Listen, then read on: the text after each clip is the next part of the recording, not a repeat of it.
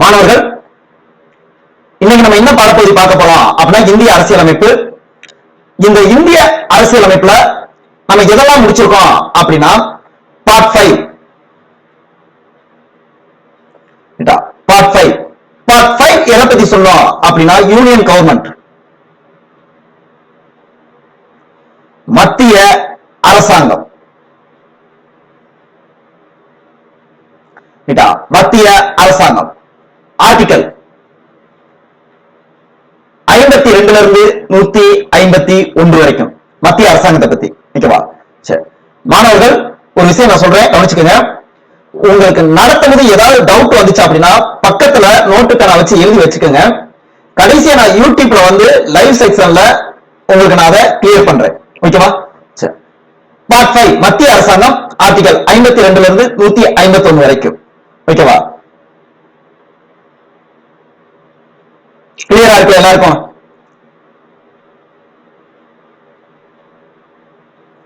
Janani, board கிளியரா இல்ல. எல்லாருக்குமே நிறைய கம்ப்ளைண்ட் இருக்கா?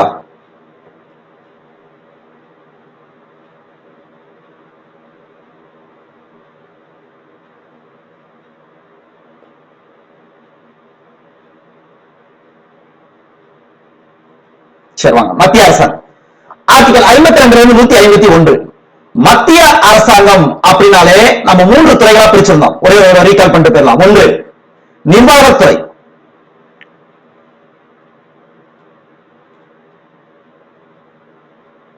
2 சட்டத்துறை லெஜிஸ்லேட்டிவ், 3 நீதித்துறை.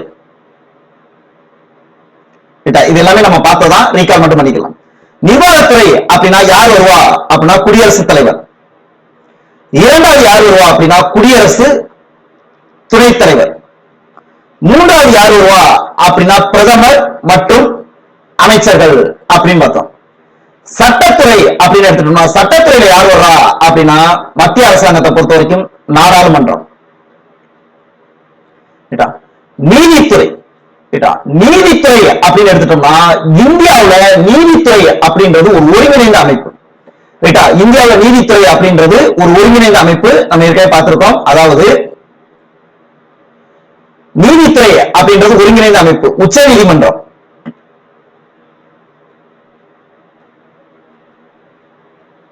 உயர் நீதிமன்றம்,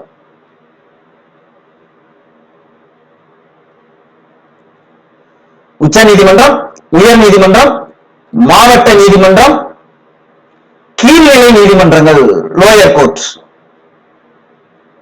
இந்த மாதிரி இந்தியாவோட நீதித்துறையானது ஒரு ஒருங்கிணைந்த அமைப்பா இருக்கு. ஆனால் நம்ம யூனியன் கவர்மெண்ட், மத்திய அரசாங்கம் அப்படின்னு நம்ம பார்க்கும்போது இங்க நீதித்துறையில யாரை பார்ப்போம் அப்படின்னா உச்ச நீதிமன்றம்.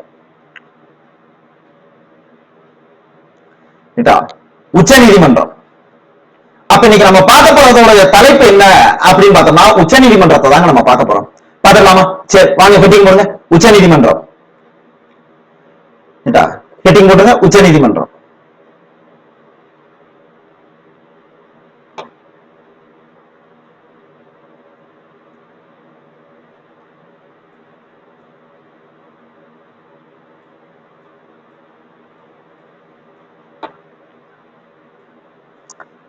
உச்ச நீதிமன்றம்.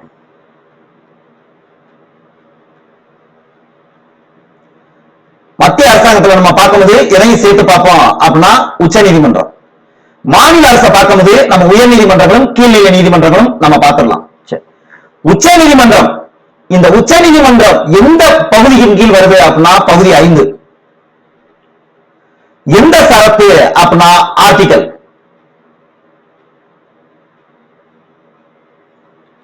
124 இருந்து 147 வரைக்கும். சரத்து 124 இருந்து 147 வரைக்கும் எதை பத்தி சொல்லுவோம் அப்படின்னா உச்ச நீதிமன்றம். இந்த உச்ச நீதிமன்றத்தை பத்தி நம்ம பார்க்கிறதுக்கு முன்னாடி இந்தியாவில் நீதித்துறை அப்படின்றது, அதாவது இந்தியாவில் நீதித்துறையானது எங்க ஆரம்பிச்சு எங்க இருந்து வருது அப்படின்றத நம்ம எல்லாமே பார்க்கலாம். அதுக்கு முன்னாடி இந்த உச்ச நீதிமன்றத்தை பத்தி, இதற்கு இந்த உச்ச நீதிமன்றத்தில் தலைமை நீதிபதியா பதவி வைத்தவர் ஒரு கருத்து சொல்லியிருக்காரு. யார் அப்படின்னா இந்தியாவின் முதல் தலைமை நீதிபதி. இந்தியாவின் முதல் தலைமை நீதிபதி எழுதிக்கங்க. இந்தியாவின் முதல் தலைமை நீதிபதி.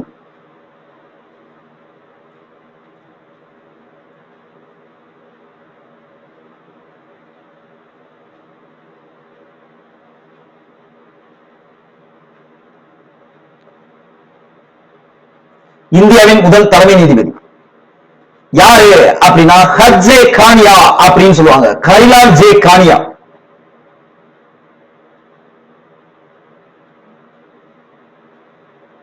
ஹரிலால் ஜே கானியா இந்தியாவின் உச்ச நீதிமன்ற முதல் தலைமை நீதிபதி. ரைட்டா? இந்தியாவின் உச்ச நீதிமன்ற முதல் தலைமை நீதிபதி யாருன்னா ஹர்ஜே கானியா அல்லது ஹரிலால் ஜே கானியா அப்படின்றவர். இவர் சில கருத்துக்கள் சொல்லியிருக்காரு உச்ச நீதிமன்றத்தை பத்தி அல்லது நீதித்துறையை பத்தி. இது நம்மளுக்கு முக்கியம். ஏன்னா இப்ப நம்ம பார்க்க போற இந்த உச்ச நீதிமன்றம் பாடம் எந்த பாட புத்தகத்துல இருக்கு அப்படின்னா 12ஆம் வகுப்பு வால்யூம் 1ல இருக்கு. எண்டு டு எண்டு, ஃபர்ஸ்ட் ஸ்டார்டிங்ல இருந்து எண்டு வரைக்கும் என்ன இருக்குன்ற அந்த பாடத்தை நம்ம பார்க்க போறோம். மிக முக்கியமான பாடம். இந்த பாடத்தை பார்த்துட்டாலே உச்ச நீதிமன்றத்தை பத்தி ஃபுல்லா கவர் பண்ணிடலாம். எந்த கொஸ்டின் நடுவில் அடிச்சிடலாம். சரி வாங்க பாடத்துக்குள்ள. இந்தியாவின் முதல் தலைமை நீதிபதி ஹரிலால் ஜே கானியா சில கருத்துக்கள் சொல்லியிருக்காரு. என்ன கருத்து அப்படின்றத எழுதிடலாமா? ரைட்டா? அது ஸ்கூல் புக்ல ஒட்டு மொத்தமா பாராவா கொடுத்திருப்பான். அதை நீங்க ஈஸியா படிக்கிறதுக்காக நான் பாயிண்டா பிரிச்சு கொடுக்குறேன். ஒரு 4 பாயிண்டா நான் பிரிச்சு கொடுக்குறேன். அதுல முதல் பாயிண்ட் எழுதிக்கங்க. முதல் பாயிண்ட், உச்ச நீதிமன்றம் அனைத்து இந்திய நீதிமன்றமாகும். எழுதிக்கங்க. உச்ச நீதிமன்றம் அனைத்து இந்திய நீதிமன்றமாகும். உச்ச நீதிமன்றம் அனைத்து இந்திய நீதிமன்றமாகும்.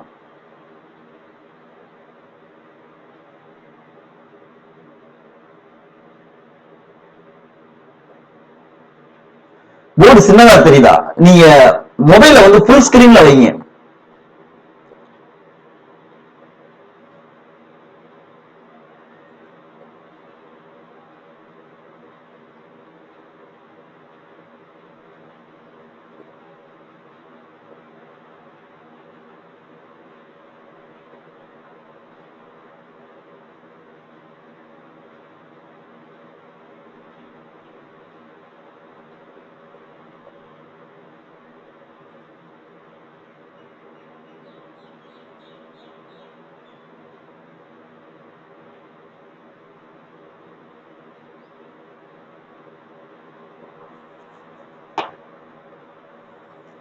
மொபைல வந்து கொஞ்சம் ஃபுல் ஸ்கிரீன்ல வச்சுக்கோங்க, கரெக்டா இருக்கும். சரி வாங்க. 4 பாயிண்டா பிரிச்சிருக்கோம். அது முதல் பாயிண்ட், உச்ச நீதிமன்றம் அனைத்து இந்திய நீதிமன்றமாகும். இரண்டாவது பாயிண்ட், கட்சி அரசியலில் இருந்தும் அரசியல் கோட்பாடுகளில் இருந்தும்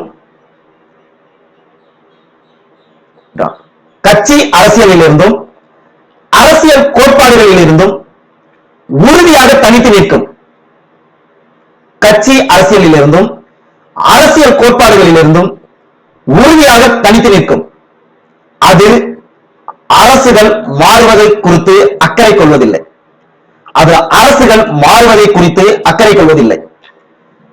கட்சி அரசியலில் இருந்தும் அரசியல் கோட்பாடுகளில் இருந்தும் உறுதியாக தனித்து நிற்கும்.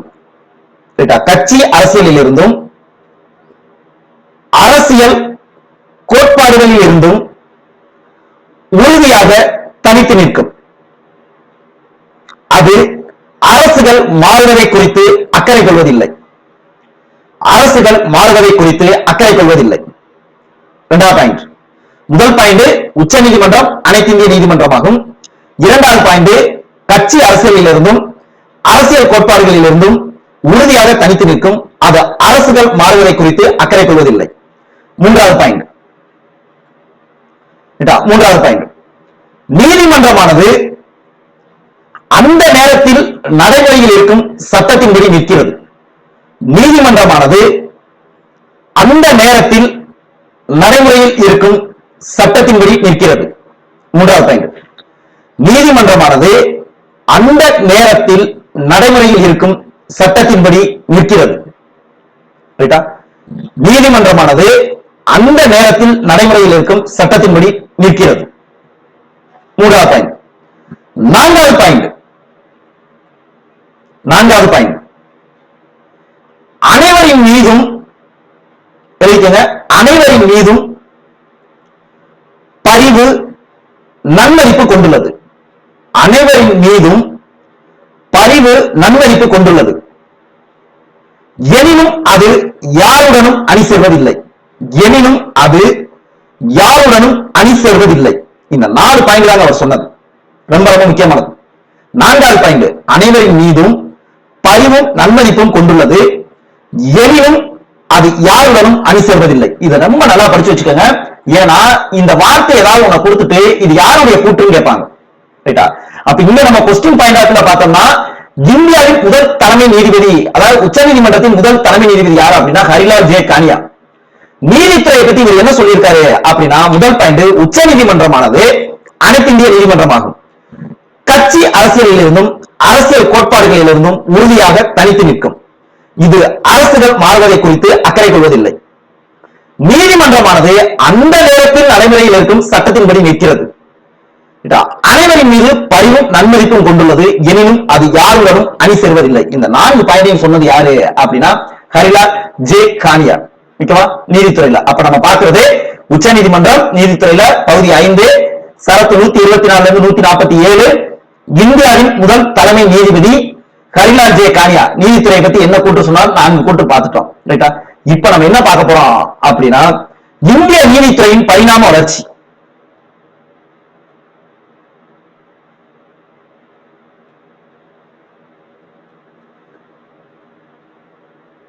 இந்திய நீதித்துறையின்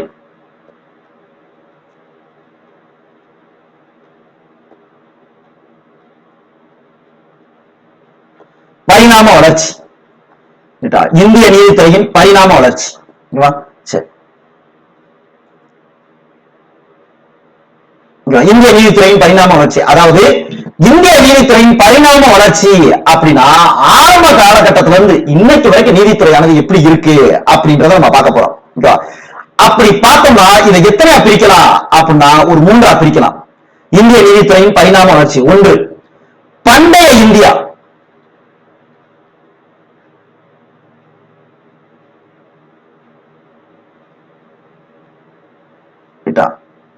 பண்டைய இந்தியா மன்னர்கள் ஆளுமுறை எப்படி இருந்தது அப்படின்றது. அடுத்து இடைக்கால இந்தியா.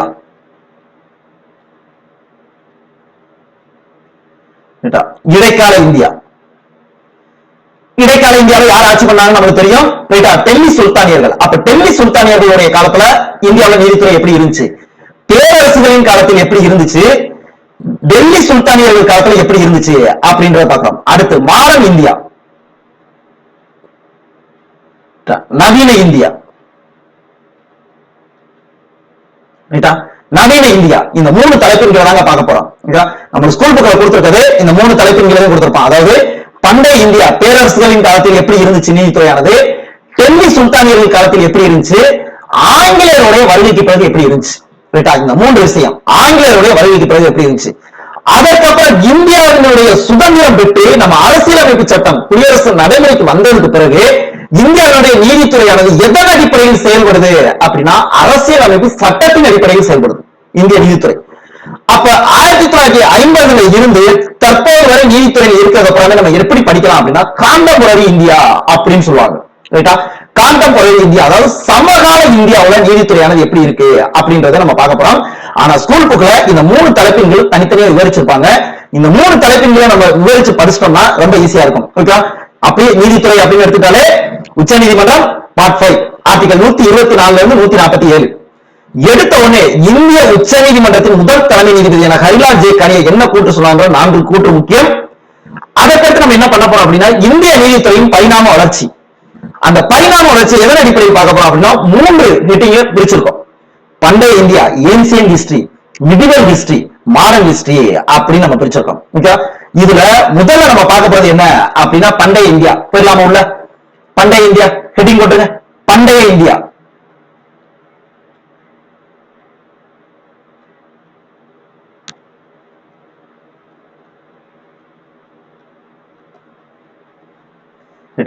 பண்டைய இந்தியா. சரி, பண்டைய இந்தியா அப்படின்னு எடுத்துட்டோம்னா பண்டைய இந்தியாவுல யார் உயர்ந்தபட்ச அதிகார வரம்பு பெற்றிருப்பா அப்படின்னா மன்னர்கள். மன்னர்கள் பண்டைய இந்தியாவுல நீதி சொல்றதுல உயர்ந்த உச்சபட்ச அதிகார வரம்பு, உச்ச அதிகார வரம்பு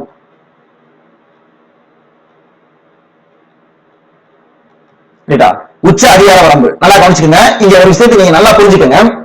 இப்ப நம்ம தமிழக வரலாறு எடுத்து நம்ம உங்களுக்கு சொல்றேன். சங்க காலம் அப்படின்னு எடுத்துக்கலாமா? சங்க காலத்துல இங்கு மன்னர்கள் ஆட்சி பண்ணாங்க. சேரரா இருக்கட்டும், சோழரா இருக்கட்டும், பாண்டியர்களா இருக்கட்டும். அப்ப இவங்க எதன் அடிப்படையில் தீர்ப்பு சொன்னாங்க அப்படின்னா, எவன் தப்பு பண்ணானோ அவனை கூட்டிட்டு வந்து மன்னர்கள் முன்னாடி நிக்க வைப்பாங்க. மன்னர்கள் விசாரிச்சு அவனுக்கான தண்டனையை கொடுப்பாங்க. வேற எதையுமே அவங்க பின்பற்றல. எது சரி எது தவறு, இதன் அடிப்படையில தான் அவங்களுக்கு என்ன கொடுக்கப்பட்டது அப்படின்னா தண்டனைகள் கொடுக்கப்பட்டது. அப்படி என்னதான் தண்டனைகள் கொடுத்தாங்க அப்படின்னா, தண்டனைகள். அப்ப பண்டைய இந்தியாவோட உச்ச அதிகார வரம்பு யாருன்னா மன்னர்கள். மன்னர்கள் என்ன தண்டனை கொடுத்தாங்க அப்படின்னா எழுதிக்கங்க. விஷம் அருந்துதல். வரிசை எழுதுங்க.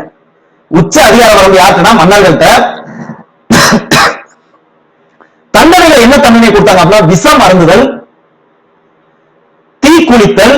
வரிசை எழுதிக்கங்க, நான் சொல்ல தீ குளித்தல், கசையடி, விஷம் அருந்துதல், தீக்குளித்தல், கசையடி, முழங்கால் துண்டித்தல். மன்னர்கள் எந்த ஒரு சாஸ்திரங்களையோ வேதங்களையோ பின்பற்றாமல் மன்னர்கள் வழங்கியது.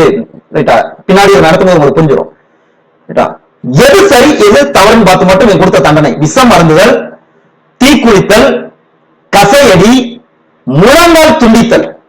முழங்கால் துண்டித்தல், சொத்துக்களை பறிமுதல் செய்தல். சொத்துக்களை பறிமுதல் செய்தல், குல நீக்கம் அப்படின்றாங்க. தப்பு பண்ணிட்டானா அவன் எந்த இடத்துல இருக்கானோ அந்த குலத்துல இருந்து அவனை நீக்கி ஊரை விட்டு ஒதுக்கி வச்சிருவாங்க. அவன் சொத்தை புறாமே அரசு எடுத்துக்கிறோம். விஷம் அருந்துதல், தீக்குளித்தல், கசையடி, முழங்கால் துண்டித்தல், சொத்துக்களை பறிமுதல் செய்தல். சொத்துக்களை பறிமுதல் செய்தல், யானை மூலம் தலையை இடறச் செய்தல். யானை மூலம் தலையை இடறச் செய்தல். யானை மூலம் தலையை இடறச் செய்தல்.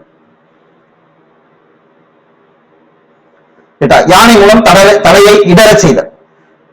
அப்ப பண்டைய இந்தியா அப்படின்னு பார்க்கும்போது மன்னர்கள் தான் உயர்ந்தபட்ச அதிகார வரம்பு. என்னென்ன தண்டனைகள் கொடுத்தான்னு பார்த்துட்டோம். ஓகேவா?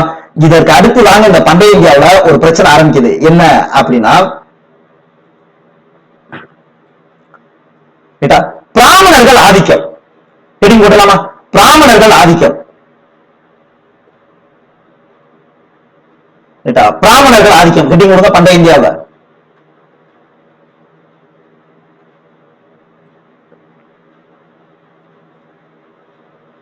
பிராமணர்கள் ஆதிக்கம். மன்னர்கள் எது சரி எது தவறுன்னு நீதி சொல்லிக்கிட்டு இருந்தவன்ட்ட பிராமணர்கள் உள்ள வராங்க.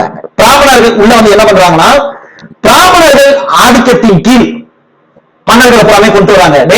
நீ போருக்கு போனோம்னா நான் சொல்ற டேட்ல போ, சொல்ற நேரத்துல போ, இன்னென்ன யாகங்கள் நீ பண்ணு, ரைட்டா, உன் அரசு நல்லா இருக்கும், உன்னை எவனுமே வீழ்த்த முடியாது அப்படின்ட்டு பலவித கட்டுப்பாடுகள் மன்னர்களை மேல திணிச்சு மன்னர்களை புறாமே தங்களுடைய கட்டுப்பாட்டின் கீழ் பிராமணர்கள் கொண்டு வராங்க.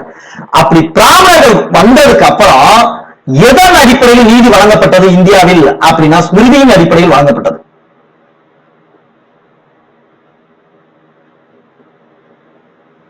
எதன் அடிப்படையில் நீதி வழங்கப்பட்டது அப்படின்னா ஸ்மிருதியின் அடிப்படையில் நீதி வழங்கப்பட்டது.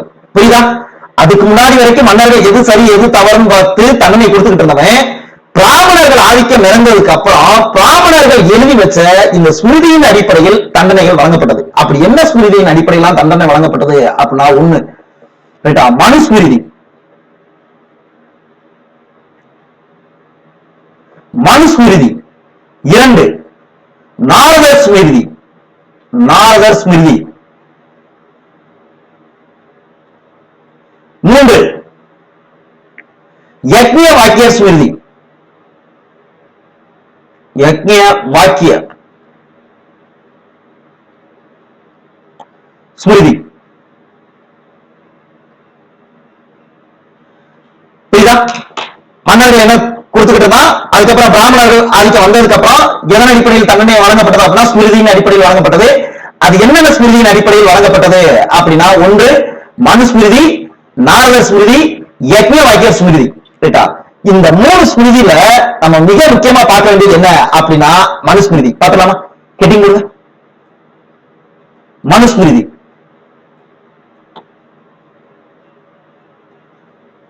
மனுஸ்மிருதி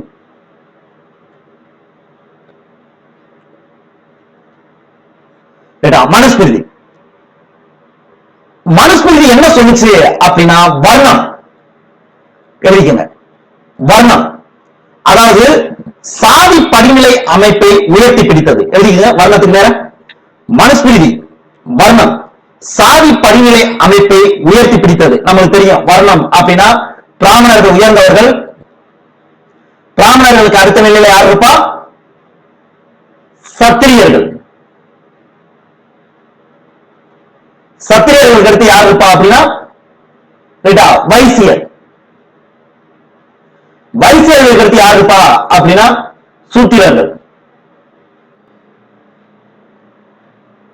சூத்திரர்கள். இந்த 4 பேரையும் அடங்காதவர்கள் யாரு அப்படின்னா 5வது வர்ணமே பஞ்சமர்கள். அவன் ஏற்கனவே பார்த்திருக்கோம். பஞ்சமர்கள் அப்படின்ற ஒருத்தங்க. சரி வாங்க. அப்ப இந்த வர்ண படிநிலை அமைப்பை உயர்த்தி பிடித்தது அப்படின்னா ஸ்மிருதி. அப்ப ஸ்மிருதியின் அடிப்படையில் இவங்க எல்லாமே தன்மை கொடுத்தாங்க. அப்ப ஸ்மிருதியின் அடிப்படையில் என்ன சொல்றது அப்படின்னா இவனுக்கு இவன், இவனுக்கு இவன், இவனுக்கு இவன் அப்படின்னு. அப்ப சட்டத்தின் முன் அனைவரும் சமம் என்ற கருத்து இல்லை. சட்டத்தின் முன் அனைவரும் சமம் என்ற கருத்து இல்லை.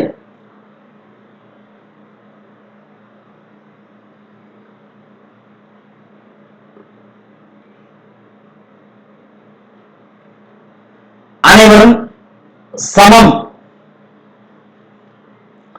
என்ற கருத்து இல்லை.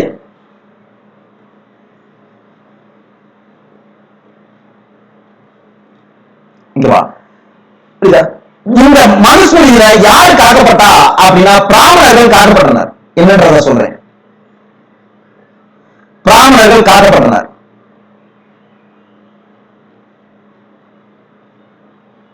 பிராமணர்கள் காக்கப்பட்டனர் எப்படின்னா, இப்ப சத்திரியரோ வைசியரோ ஒரு கொலை செய்துட்டா அவர்களை விசாரித்து தண்டனை வழங்க வேண்டும்.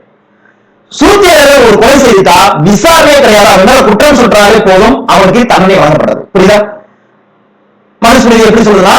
சூத்திரர்கள் தவறு செய்தால் அவர்களை விசாரணைக்கு உட்படுத்த தேவையில்லை, அவர்களை கொலை செய்து விடலாம் அப்படின்னு மனுஸ்மிருதி சொல்லுது. ஆனால் ஒரு பிராமணப்பட்டவர் ஒரு கொலை செய்தால் அவருக்கு தலையில இருக்கக்கூடிய முடியை மடித்து விட்டால் போதுமானது.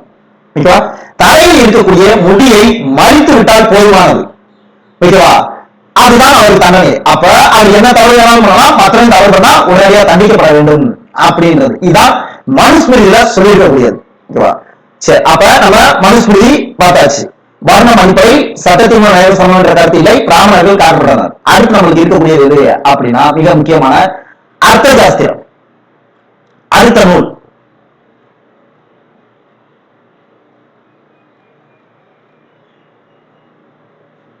அர்த்த சாஸ்திரம். அர்த்த சாஸ்திரத்துல கடுமையான தண்டனையும் பரிந்துரைத்தது.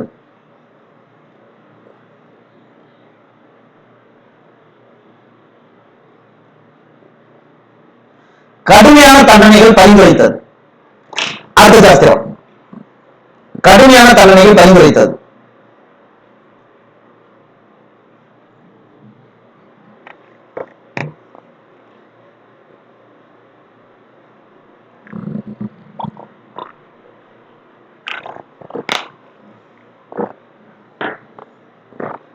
கடுமையான தண்டனைகள் பரிந்துரைத்தது.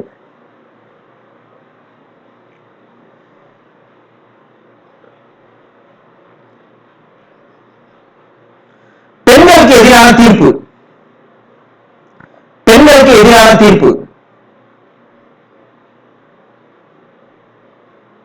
பெண்களுக்கு எதிரான தீர்ப்பு.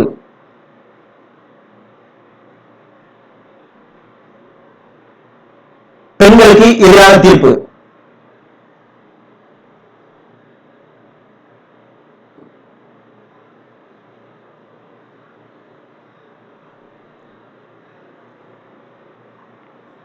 ஸ்டூடெண்ட் இப்ப போர்டு கிளியரா இருக்கா?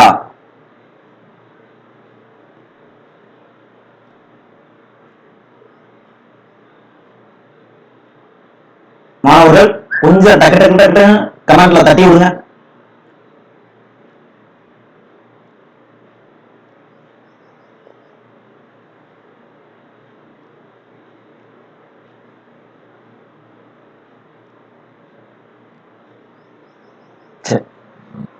பெண்களுக்கு எதிரான தீர்ப்பு, கடுமையான தண்டனைகள் பரிந்துரைக்கப்படுறது, பெண்களுக்கு எதிரான தீர்ப்பு, இது எல்லாமே அர்த்த சாஸ்திரம் சொல்லுச்சு.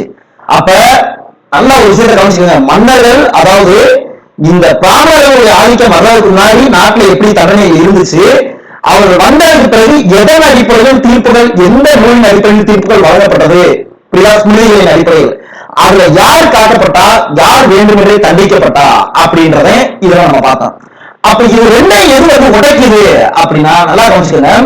இந்த ஸ்மிருதிகள் அடிப்படையில் வழங்கப்படாத தீர்ப்பை எது வந்து உடைக்குது அப்படின்னா அசோக பேரரசு. அசோக பேரரசு இவருடைய பேரரசு எதன் அடிப்படையில் நடத்தப்படுதா அப்படின்னா புத்த பேரரசு. புத்த பேரரசு நமக்கு தெரியும். அசோகர் அப்படின்றவரு மிகப்பெரிய ஒரு போர் விரும்பியா இருந்தவர். கலிங்கப்போர்ல ஈடுபட்டு அந்த கலிங்கப்போர்ல மிகப்பெரிய வெற்றி பெற்றுவார். ஆனா அந்த கலிங்கப்போர்ல ஏற்பட்ட உயிர் இழப்புகளை பார்த்துட்டு தான் கலிங்கப்போர்ல வெற்றி பெற்ற 10வது நாள் தன்னுடைய வெற்றியை கொண்டாட அந்த 10வது நாள் ஆயுதங்களை அனைத்தையுமே கைவிட்டார். அதனாலே அந்த வெற்றியை கொண்டாட அந்த 10வது நாள் விஜயம் என்றால் வெற்றி, தசம் என்றால் 10. அந்த 10வது நாள் தன்னுடைய ஆயுதங்களை புறாமே கையை இனிமேல் நான் ஆயுதங்கள் தொட மாட்டேன் அப்படின்னு புத்த மதத்துக்கு மாறிட்டு ஆயுதங்களை கைவிட்டு அந்த வெற்றியை கொண்டாடினாரு. அதனாலதான் விஜய தசமி அப்படிங்கிற ஒரு நிகழ்வு. விஜயதசமி அன்னைக்கு என்ன நடக்கும் அப்படின்னா ஆயுதங்களை புறமே கைவிட்டனர். அப்ப அர்த்தசாஸ்திர மனுஸ்மிருதியின் அடிப்படையில் வந்துகிட்டு இருந்த உடைக்கிறவர் யாரு அப்படின்னு பாத்தீங்கன்னா அந்த டைம்ல என்ன அசோக பேரரசு. அவர் காலத்துல நியாயமான தண்டனை,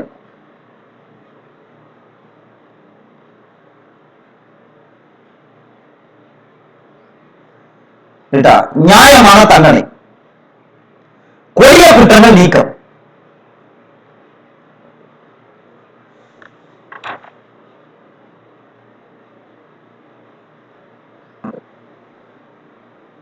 கொடிய குற்றங்கள் நீக்கம். ஓகேவா?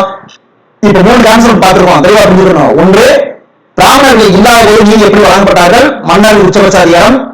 பிராமணர்கள் உள்ள வந்ததுக்கு அப்புறம் ஸ்மிருதியின் அடிப்படையில் வழங்கப்பட்டது நீதி.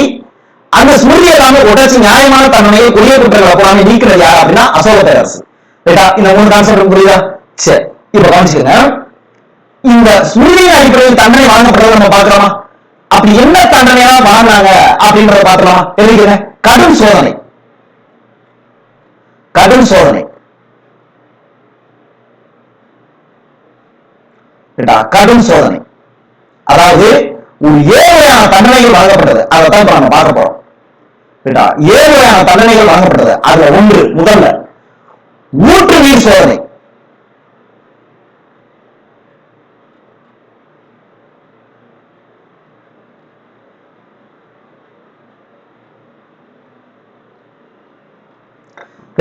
ஊற்று நீர் சோதனை சோதனைகள், அதாவது தண்டனைகள் கொடுக்கப்படுற ஊற்று நீர் சோதனை. அதாவது என்னன்னு பாத்தீங்கன்னா அந்த ஊற்று நீர் சோதனை நஞ்சு போன்ற நீரை குடிக்க சொல்லுவாங்க. ஊற்று நீர் சோதனையில நஞ்சு போன்ற நீரை குடிக்க சொல்லுவாங்க. அதை குடிச்சுட்டு அவன் உழைட்டான் அப்படின்னா அவன் குற்றவாளி, உழையல அப்படின்னா அவன் நிரபராதி. எப்படி தண்டனை கொடுத்திருக்காங்க பாருங்க.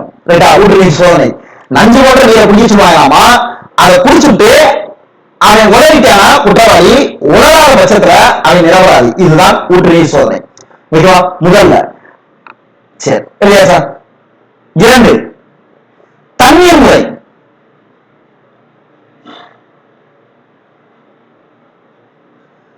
தண்ணீர் முறை இது அடுத்தது. தண்ணீர் முறை அதாவது தெய்வம் சாமி சிலைகள் இருக்குமா, அந்த சிலையை கழுவிட்ட தண்ணி வெளியே வருமா? கழுவிட்ட தண்ணி வெளியே வருமா? நம்மளோட தீர்த்தம் அப்படின்னு சொல்லுவாங்க. கழுவிட்ட தண்ணி வெளியே வருமா? அந்த தண்ணிய தப்பு பண்ணவங்க கொடுப்பாங்க. குளித்துட்டு 14 நாட்கள் வெயிட் பண்ணுவாங்க. அந்த 14 நாட்கள் அவனுக்கு உடல் உபாதைகள் எதுவும் ஏற்படாமல் இருந்தால் அவன் நிரபராதி. உடல் உபாதைகள் எதுவும் ஏற்பட்டால் அவன் குற்றவாளி. இதுதான் தண்ணீர் முறை அப்படின்னு சொல்றது கடும் சோதனையில 2வது. 3வது தராசு முறை.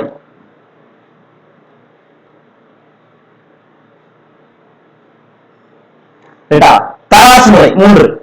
தராசு முறைனா என்ன அப்படின்னா, இந்த தராசு நம்மளுக்கு தெரியும். ஒரு சைடு எதை வச்சிருவாங்க அப்படின்னா பனை ஓலை. இன்னொரு சைடு எதை வைப்பாங்க அப்படின்னா தப்பு பண்ணவங்க உட்கார வைப்பாங்க. இந்த தப்பு பண்ண ரொம்ப கீழே இழுத்துட்டு போயிட்டியா, வெயிட் அதிகமா இழுத்துட்டு போயிட்டியா அப்படின்னா அவன் குற்றவாளி. எப்படிதான் தண்டனை கொடுத்துருக்காங்க பாருங்க, அவன் குற்றவாளி. அது பனை ஓலைக்கு இழுத்து போச்சு அப்படின்னா அவன் நிரபராதி. புரியுதா? இதுதான் தராசு முறை. அடுத்து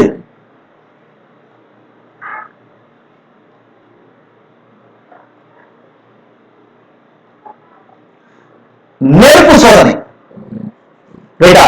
அடுத்து என்ன அப்படின்னா நெருப்பு சோதனை. நெருப்பு சோதனைனா யாரு சரி போயிட்டு நெருப்பு சோதனை. அவன் மேல தீய வச்சு விட்டுருவாங்க. அவன் சாகாம இருந்தானா அவன் நிரபராதி, செத்துட்டானா அவன் குற்றவாளி. ரைட்டா? நெருப்பு சோதனை இதுதான் நம்மளுக்கு இருக்கக்கூடிய 4வது சோதனை. அடுத்து குழுக்கள் சோதனை.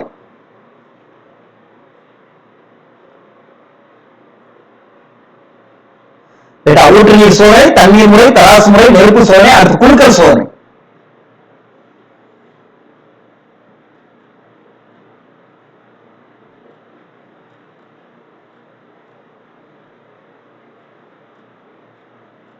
குழுக்கள் சோதனை இதுக்கு இன்னொரு பேர் என்ன சொல்றாங்க, தர்மக்கட்டு. தர்மக்கட்டு அப்படின்னு சொல்லுவாங்க. ஒரு பானைக்குள்ள சீட்டை எழுதி போட்டுருவாங்க. இந்த தப்பு பண்ணவன் அதுக்குள்ள கையை விட்டு எடுக்கணும். அப்படி எடுக்கிற சீட்ல என்ன தண்டனை வந்திருக்கோ அதை அனுபவிக்கணும். இதுக்கு பேர் தான் குழுக்கள் சோதனை அப்படின்றது. அது நமக்கு இருக்கிறது நஞ்சு அறிவும் சோதனை.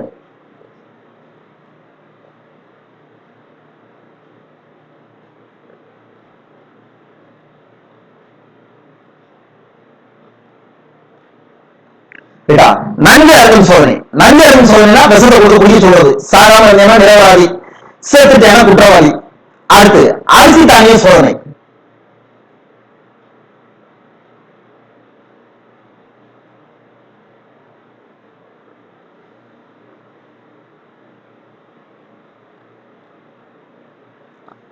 அரிசி தானிய சோதனை ஓகேவா?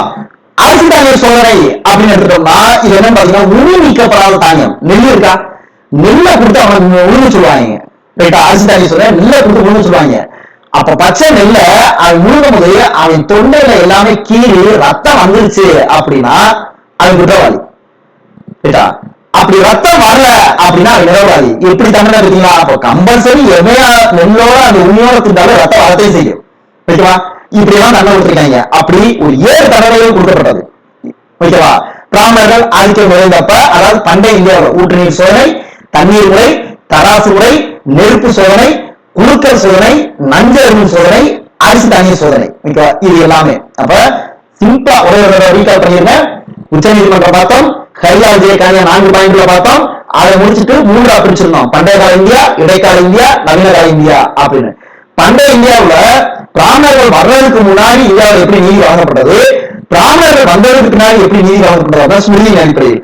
அப்ப மனுஸ்மிருதி என்ன சொல்லுச்சு, அர்த்த சாஸ்திரம் என்ன சொல்லுச்சு, அசோக பேரரசு என்ன சொல்லுச்சு, அந்த பிராமணர்கள் ஆதிக்கம் நிறைந்த பிறகு என்ன தண்டனைகள் வழங்கப்பட்டது, எப்படியா வழங்கப்பட்டது அப்படின்றது. இதெல்லாமே பார்த்துட்டோம். இதுதான் என்ன அப்படின்னா பண்டைய இந்தியா. அடுத்து நம்ம பார்க்க போறது என்ன அப்படின்னு பார்த்தோம்னா இடைக்கால இந்தியா. போயிடலாமா? இடைக்கால இந்தியா. சரி, எப்படி போட்டுருங்க. இடைக்கால இந்தியா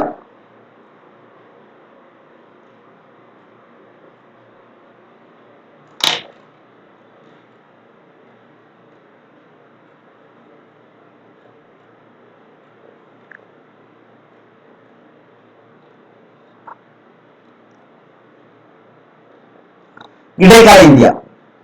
இடைக்கால இந்தியாவில் யாருடைய ஆட்சி நடைபெற்றுச்சு அப்படின்னா இஸ்லாமியர்கள் ஆட்சி.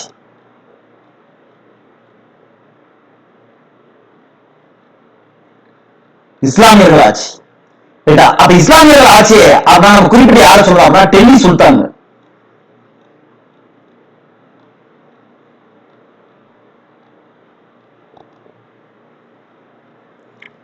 இஸ்லாமியர் ஆட்சியில டெல்லி சுல்தான்கள். இந்த டெல்லி சுல்தான்கள் ஆட்சியில சட்டமானது 2ஆ பின்பற்றப்பட்டது. ஒன்று, அவங்க காலத்தில் யார் வாழ்ந்தா இஸ்லாமிய மக்கள். இஸ்லாமிய மக்கள். இரண்டாவது யாரு அப்படின்னா இஸ்லாமியர் அல்லாதவர்.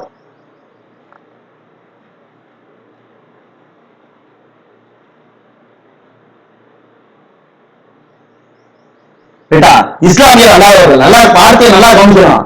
இஸ்லாமிய மக்கள், இஸ்லாமியர் அல்லாதவர்கள்.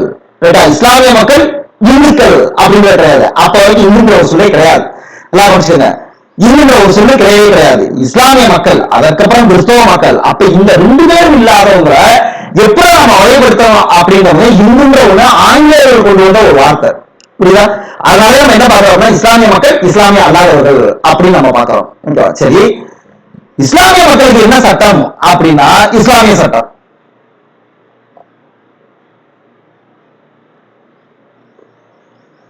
இஸ்லாமிய சட்டம்.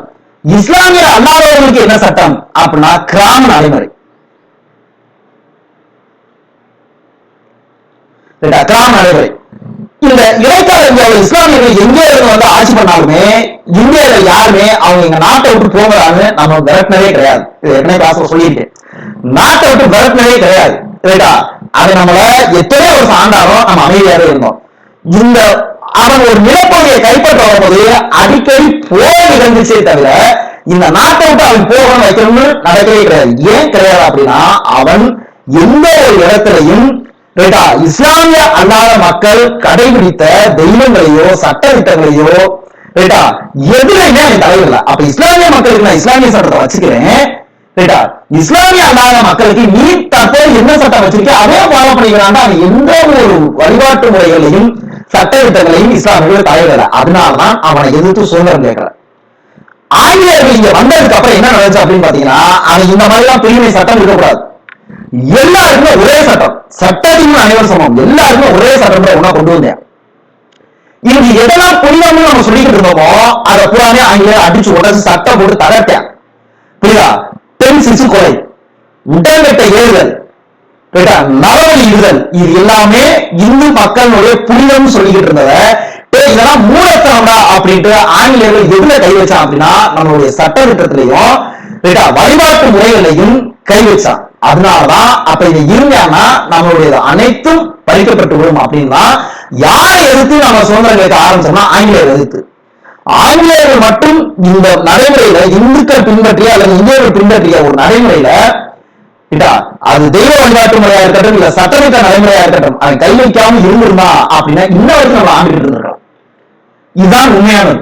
இன்ன வரைக்கும் நம்ம ஆண்டுகிட்டு இருந்திருப்பான். அவன் இந்த மாதிரி ஒரு விஷயங்களை கை வச்சதுனாலதான் என்னாச்சு அப்படின்னா நம்ம எழுத்து சுதந்திரம் கேட்க ஆரம்பிச்சோம். புரியா? உடன்கட்டை தடை செய்யான், நம்ம அதை புனிதம்னு சொன்னோம், அவன் தடை செய்யான். குழந்தை திருமணத்தை தடை செய்யலாம், அதை நம்ம புனிதம்னு சொன்னோம், அதெல்லாம் தடை செய்யலாம். சரி வாங்க, இஸ்லாமியர்கள் ஆட்சி. இந்த இஸ்லாமியர்கள் ஆட்சியில தான் என்ன நடந்துச்சு அப்படின்னா குடிமையல் வழக்கு குற்றவியல் வழக்கு வேறுபடுத்தி காமிக்கப்பட்டது. எழுதிங்க. குடிமையல் வழக்கு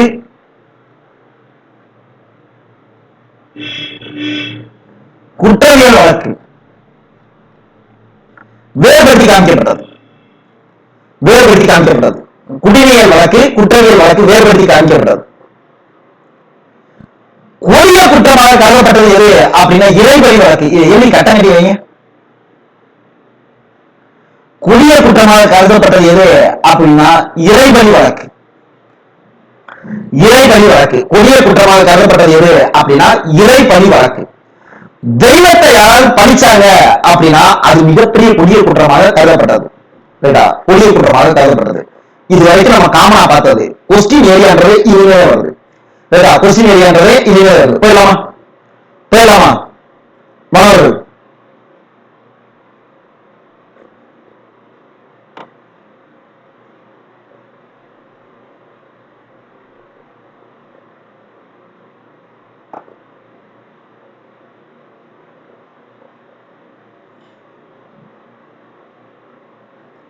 போயிடலாமா? ரெஸ்பான்ஸ் பண்ணுங்க. பக்கத்துல கமெண்ட் போட்டு விடுங்க. நான் கமெண்ட் பார்க்க வரது உங்களுக்கு போர்டு தெரியாது.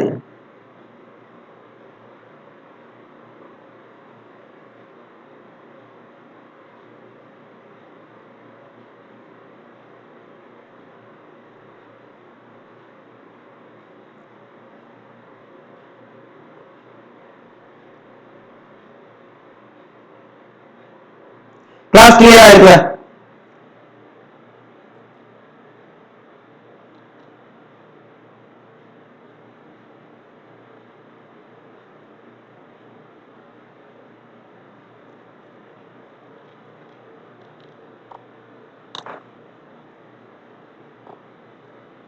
சரி,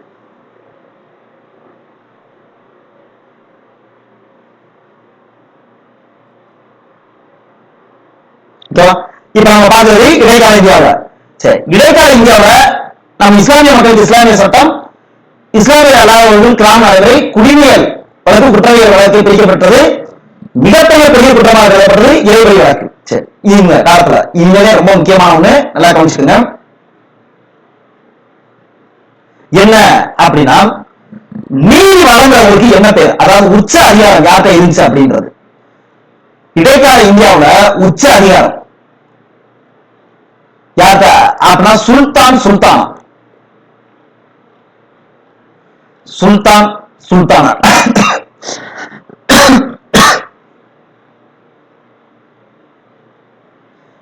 உச்ச அதிகாரம் யார்கிட்ட இருந்துச்சு அப்படின்னா சுல்தான் சுல்தானாட்ட உச்ச அதிகாரம் இருந்துச்சு. சரி, இதற்கு அடுத்து நடுவர், இடைக்கால இந்தியாவில் நடுவர் என்ன பேர் சொல்லி அழைக்கப்பட்டார் அப்படின்னா திவான் இ குவாசா. இடைக்கால இந்தியாவில் நீதி வழங்கக்கூடிய நடுவருக்கு என்ன பேர் அப்படின்னா திவான் இ குவாசா. திவான் இ குவாசா ரொம்ப முக்கியமான ஒன்று, இனி வர்றது பூராமே கொஸ்டின். இடைக்கால இந்தியாவில் நீதி வழங்கக்கூடிய நடுவருக்கு என்ன பேர் அப்படின்னா திவான் இ குவாசா. உச்ச அதிகாரம் யார் இருந்துச்சுன்னா சுல்தான் சுல்தானா. அடுத்து அதிகாரத்துவத்தின் தலைவர்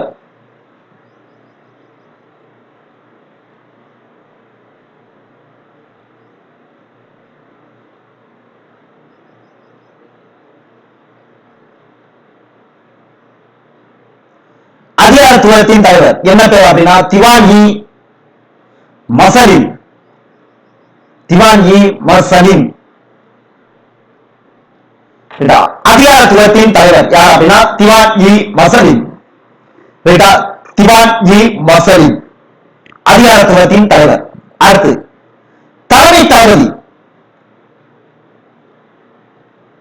தலைமை தளபதி திவான் இ ரியாசத்.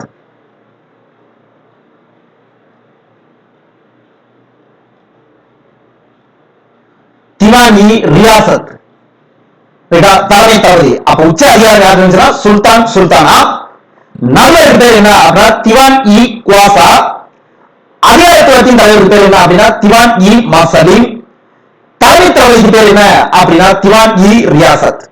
இது எல்லாமே நல்லா ஞாபகம் வச்சுக்கோங்க, இன்னும் போக போக நிறைய பார்ப்போம். உச்ச அதிகாரம் சுல்தான் சுல்தானா, நடுவர் பேர் திவான் இ குவாசா, அதிகாரத்துவத்தின் தலைவர் திவான் இ மசலிம், தலைமை தளபதி திவான் இ ரியாசத். சரியாச்சா? போலாமா? சரி. நீதி நிர்வாகம் நிலப்பரப்பின் அடிப்படையில் வகைப்படுத்தப்பட்டது. நீதி நிர்வாகம்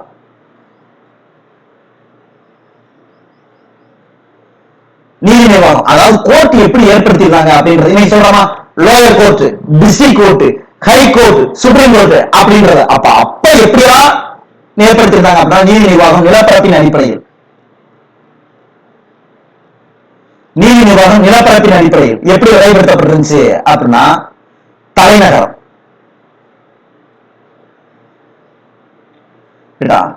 தலைநகரத்துக்கு கீழே எது இயங்குச்சு அப்படின்னா மண்டலம்,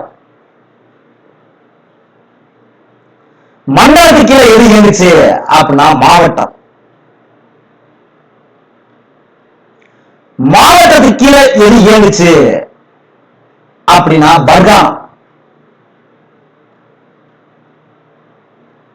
பர்கானா அதாவது வட்டம். பர்கானா பர்கானா கீழே எது இயங்குச்சு அப்படின்னா கிராமம். இடைக்கால இந்தியாவில் நீதி நிர்வாகம் எதன் அடிப்படையில் வகைப்படுத்தப்பட்டிருந்துச்சு அப்படின்னா நிலப்பரப்பின் அடிப்படையில். அப்ப உச்சபட்ச நிலப்பரப்பில் தான் தலைநகரம், தலைநகரத்துக்கு மண்டலம், மண்டலத்துக்கு மாவட்டம், மாவட்டத்துக்கு பர்கானா, பர்கானாவுக்கு கிராமம். கிராமம். சரி, அப்படியே ஒரே ஒரு ரீகால் பண்ணுங்க. உச்சபட்ச அதிகாரம் யார்கிட்ட இருந்துச்சு? சுல்தான் சுல்தானா. ரைட்டா. நடுவருக்கு என்ன பேரு? திவான் இ குவாசா. ரைட்டா. அதிகாரத்துவத்தின் தலைவருக்கு பேர் என்ன அப்படின்னா திவான் இ மசலி. ரைட்டா. தலைமை தளபதிக்கு பேர் என்ன அப்படின்னா திவான் இ ரியாசத். திவான் இ ரியாசத். இடைக்கால இந்தியாவில இஸ்லாமியர்களுடைய ஆட்சியில. சரி, இந்த இஸ்லாமியர்களுடைய ஆட்சியில நீதித்துறைகள் நிலப்பரப்பின் அடிப்படையில் பிரிக்கப்பட்டுச்சு. அப்படி எத்தனை வகையான நீதிமன்றங்கள் இருந்துச்சு அப்படின்றத பார்ப்போம். எழுதிக்கங்க. சுல்தான் தலைநகரில்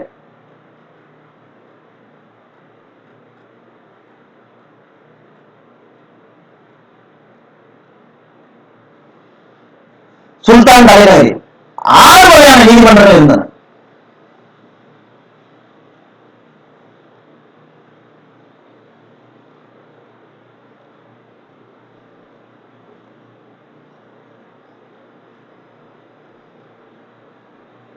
சுல்தான் தலைநகரில் 6 வகையான நீதிமன்றங்கள் இருந்தன. அதுல ஒன்று, முதல்ல இது ரொம்ப முக்கியமானது, மன்னர் நீதிமன்றம்.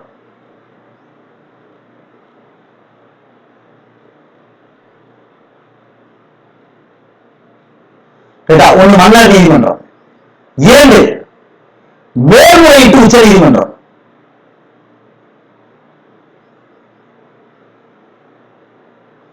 மேல்முறையீட்டு உச்ச நீதிமன்றம். உயர்ந்த மதிப்பு மன்னர் நீதிமன்றம், உயர்ந்த நீதிமன்றம். இந்த மேல்முறையீட்டு உச்ச நீதிமன்றத்துக்கு இன்னொரு பேர் என்ன அப்படின்னா திவான் இ மசலி.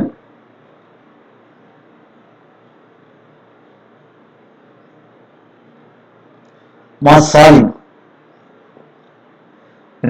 இதுக்கு இன்னொரு பேர் மேல்முறையீட்டு உச்ச நீதிமன்றம். 3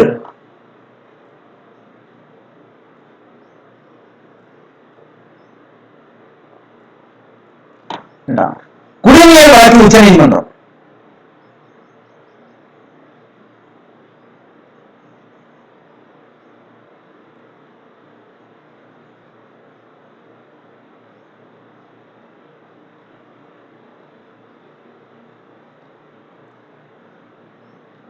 குடிமையியல் வழக்கு உச்ச நீதிமன்றம் இடைக்கால இந்தியாவில். இதுக்கு பேர் என்ன அப்படின்னா திவான் இ ரிசாலத். ஏற்கனவே நம்ம என்ன பார்த்தோம் அப்படின்னா ரியாசத் பார்த்திருப்போம். இப்ப பார்க்கிறது ரிசாலத், குடிமையியல் வழக்கு உச்ச நீதிமன்றம். அடுத்து 4 மாநில தலைமை நீதிபதி நீதிமன்றம்.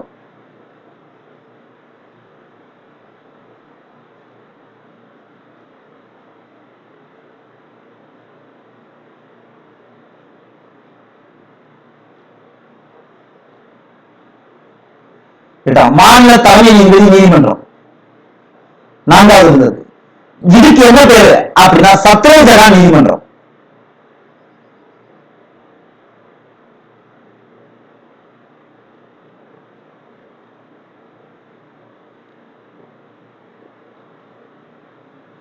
சத்ரேஜரா நீதிமன்றம் மாநில தலைமை நீதிமன்றத்துக்கு.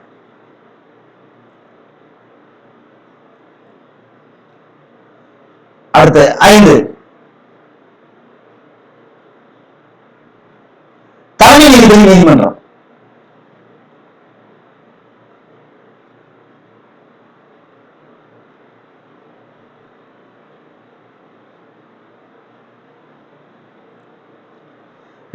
அடுத்து 6 தேச துரோக வழக்கு நீதிமன்றம்.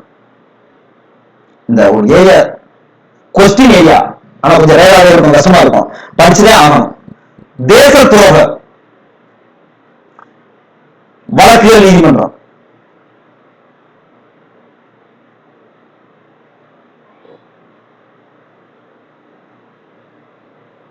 தேச துரோக வழக்குகள் நீதிமன்றம். இதுக்கு என்ன பேரு அப்படின்னா திவான் இ ரியாசத்.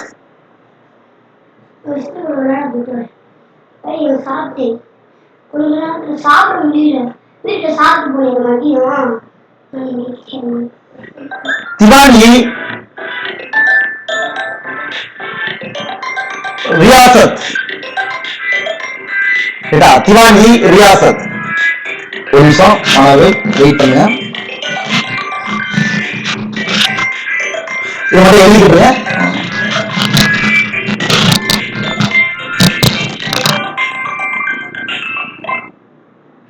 சொல்லுங்க சார். சார் சொல்லுங்க சார்.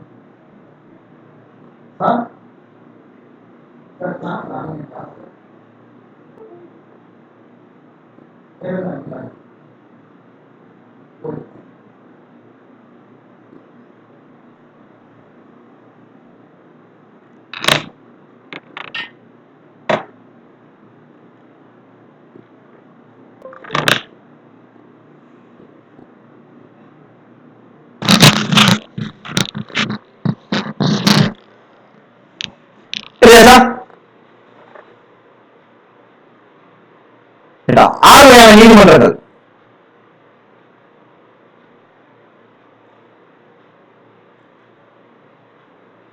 ஒன்று மன்னர் நீதிமன்றம், இரண்டு மேல்முறையீட்டு உச்ச நீதிமன்றம் திவான் இ பாசலிம், மூன்று குடிநீர் வழக்கு உச்ச நீதிமன்றம் திவான் இ ரிசாலத், நாலு மாநில தலைமை நீதிபதி நீதிமன்றம் சத்ரே ஜகா நீதிமன்றம், ஐந்து தலைமை நீதிபதி நீதிமன்றம், ஆறு தேச துரோக வழக்குகள் நீதிமன்றம் திவான் இ ரியாசத். ஓகேவா? ஆறு வகையான நீதிமன்றங்கள் இருந்துச்சு அப்படின்ற பார்த்தோம். இதுல இந்த நீதிமன்றங்கள் நடுவர், அதிகாரத்துவ தலைவர், தலைமை நீதிபதி, இது எல்லாமே பாத்துக்கோங்க. ஓகேவா?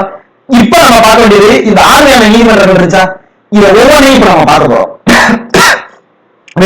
ஒன்னையும் பார்க்க போறோம். அப்ப முதல்ல நம்மளுக்கு இருக்கிறது எது அப்படின்னா மன்னர் நீதிமன்றம். ஹெட்டிங் போடலாமா? விடலாமா? ஹெட்டிங் போடுங்க. மன்னர் நீதிமன்றம்.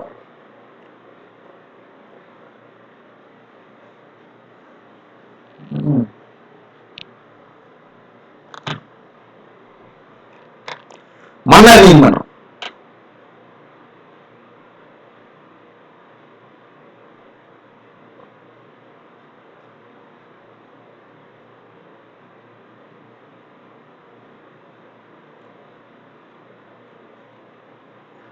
மன்னர் நீதிமன்றம் நமக்கு தெரியும். இதுல யார் நீதி சொல்வா அப்படின்னா சுல்தான். யார் நீதி சொல்வா அப்படின்னா சுல்தான். முதல்ல இருக்கக்கூடிய மன்னர் நீதிமன்றத்துல சுல்தான். இந்த சுல்தானுக்கு உதவி செய்வதற்கு யாரு அப்படின்னா சட்ட வல்லுநர் முக்தி. முக்தி என்ற சட்ட வல்லுநர்கள் உதவி புரிந்தனர். எப்படிங்க? மன்னர் நீதிமன்றம் உயர்ந்த அதிகாரம் வந்து சுல்தான். மன்னர் நீதிமன்றத்துல உயர்ந்த அதிகாரம் வந்து யாருக்கு அப்படின்னா சுல்தானுக்கு.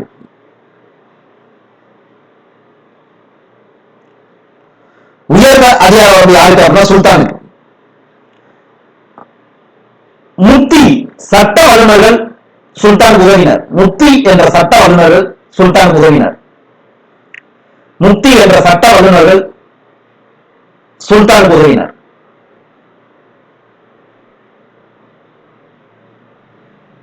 நல்லா கவனிச்சுங்க. இப்ப நம்ம பார்க்கிற இந்த நீதிமன்றங்கள் பூராமே தலைநகர்ல செயல்படக்கூடியது. அப்படி தலைநகர்ல செயல்படக்கூடியதுலயே உயர்ந்த அதிகாரம் பெற்றது மன்னர் நீதிமன்றம். ரெண்டாவது நம்மளுக்கு என்ன இருக்கு அப்படின்னு பார்த்தோம்னா, ரெண்டாவது நீதிமன்றம் என்ன?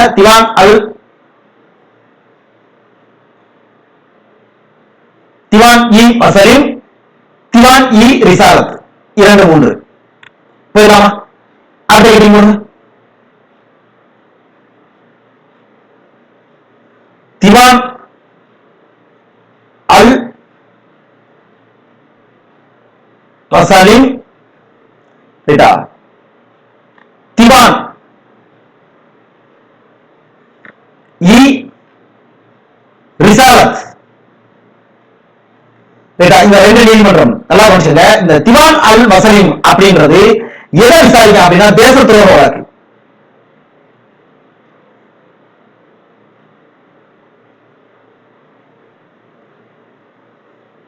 தேச துரோக வழக்கு. இந்த திவான் இ ரிசாலத் அப்படின்றது மேல்முறையீட்டு வழக்கு.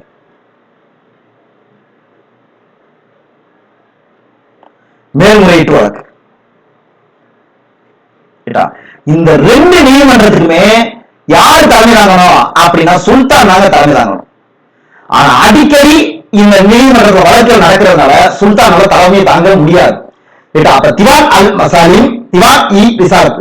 திவான் அல் மசாலிம் அப்படின்றது தேச துரோக வழக்கு விசாரிக்கிறது, திவான் இ ரிசாலத்ன்றது மேல்முறையீட்டு வழக்கு விசாரிக்கிறது. ரெண்டுக்குமே யாரு அப்படின்னா சுல்தான். ஆனால் சுல்தான் அடிக்கடி இதுக்கு வர முடியாதனால இந்த நீதிமன்றத்தை யார் பார்த்துக்கிட்டா அப்படின்னா குவாசிம் உல் குசாட். குவாசிம் உல் குசாட் அப்படிங்கிற நீதிமன்ற தலைமை அலுவலர் தலைமையாகி நடத்துவார். நீதிமன்ற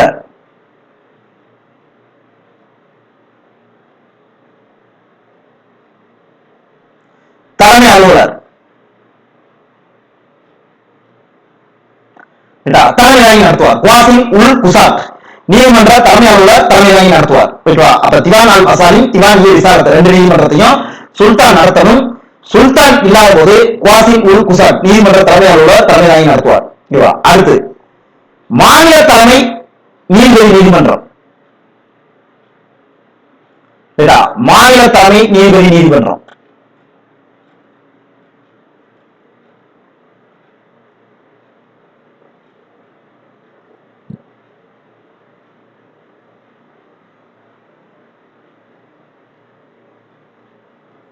மாநில தலைமை தளபதி நீதிமன்றம். இது மாவட்ட நீதிமன்றம் நமக்கு தெரியும், ஏற்கனவே பார்த்திருக்கோம். மாநில தலைமை நீதிபதி நீதிமன்றம், சத்ரேஜரா நீதிமன்றம் அப்படின்றது. அடுத்து தலைமை நீதிபதி நீதிமன்றம். இது ஏரியா கொஸ்டின் கேட்கறது வாய்ப்பு. தலைமை நீதிபதி நீதிமன்றம். இந்த ரெண்டு நீதிமன்றமும் யாருடைய காலத்துல இணைக்கப்பட்டது அப்படின்னா அலாவுதீன் கில்ஜி. இது ரொம்ப முக்கியமான ஒண்ணு, கேட்கறதுக்கு வாய்ப்பு. அலாவுதீன் கில்ஜி காலத்துல நியமிக்கப்பட்டது. மாநில தலைமை நீதிபதி நீதிமன்றமும் தலைமை நீதிபதி நீதிமன்றமும் யாருடைய காலத்தில் இணைக்கப்பட்டது அப்படின்னா அலாவுதீன் கில்ஜி காலத்துல இணைக்கப்பட்டது. ஓகேவா? இதை மட்டும் நல்லா பார்த்து வச்சுக்கோங்க. அடுத்து திவான் இ ரியாசத்.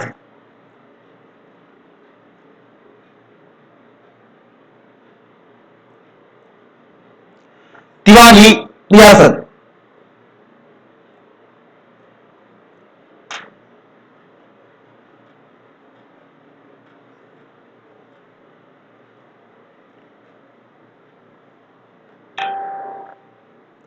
திவான் இ ரியாசத் பெரும் தேச துரோக வழக்குகளை விசாரித்தது.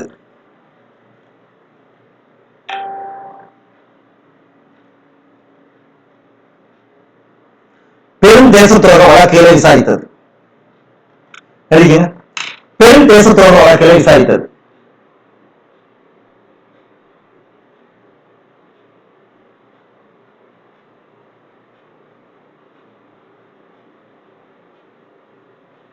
பெரும் தேச துரோக வழக்குகளை விசாரித்தது.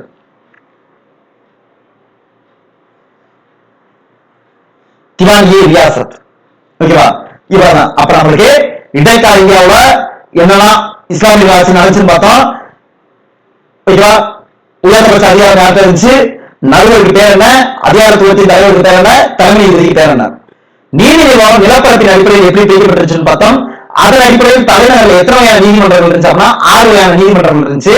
அந்த 6 வகையான நீதிமன்றங்கள் என்னென்ன, அதனுடைய நீதி யார் சொல்லுவா, அதுல இருக்கக்கூடிய நீதிமன்றங்கள் யார் யாருக்கு இணைக்கப்பட்டது அப்படின்றத பார்த்தோம். இவ்வளவு இதுக்குள்ள இருக்குது. அடுத்து நம்மளுக்கு இந்த இடைக்கால இந்தியாவுல அரசு வழக்கறிஞர், பப்ளிக் ப்ராசிக்யூட்டர் அப்படின்னு சொல்றோமா, அன்னைக்கு அந்த அரசு வழக்கறிஞர்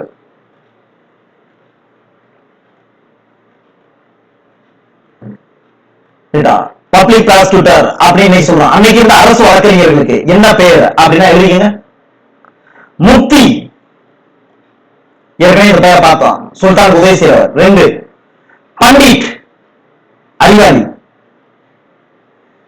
பண்டிட். 3 மோக்தாக்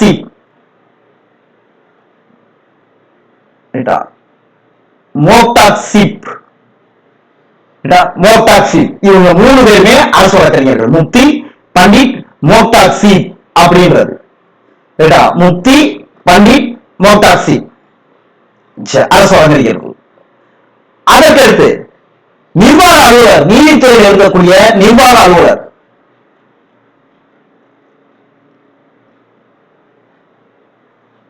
நிர்வாக அலுவலர் என்ன பேரு அப்படின்னா தாக்பாக். நிர்வாக அலுவலருக்கு என்ன பேர் அப்படின்னா தாக்பாக். ரைட்டா, தாக்பாக் அப்படிங்கிற பேர் இவர் தாங்க. இந்த முஃப்தி பண்டிட் மோக்தார் சிங் ஞாபகம் வச்சுக்கோங்க, நிர்வாக அலுவலருக்கு தாக்பாக். ஓகேவா? அதே மாதிரி குவாசிம் உல் குசாத் அப்படின்ற ஒரு பேரை பார்த்தோம். திவான் அல் பசரின் திவான் இ ரிசாலத். அந்த நீதிமன்றத்துல சுல்தான் இல்லாத போது அதை தலைமையாக நடத்துவது யார் அப்படின்னா குவாசிம் உல் குசாத் அப்படின்றது. இது மட்டுமே குழப்பம், இந்த குவாசிம் உல் குசாத் மட்டும். ஏன்னா மத்த எல்லாமே ஸ்டெப் பை ஸ்டெப்பா பார்த்துட்டு இருந்திருக்கோம். இந்த ரெண்டு நீதிமன்றத்துல சுல்தான் இல்லாத யார் நடத்துவானா குவாசிம் உல் குசாத். இதை மட்டும் ஞாபகம். இப்ப இடைக்கால இந்தியா, அப்ப பண்டைய இந்தியா முடிச்சாச்சு, இடைக்கால இந்தியா முடிச்சாச்சு. அடுத்து நம்ம பார்க்க வேண்டியது என்ன அப்படின்னா மாடர்ன் இந்தியா. மாடர்ன் இந்தியா, நவீன இந்தியா.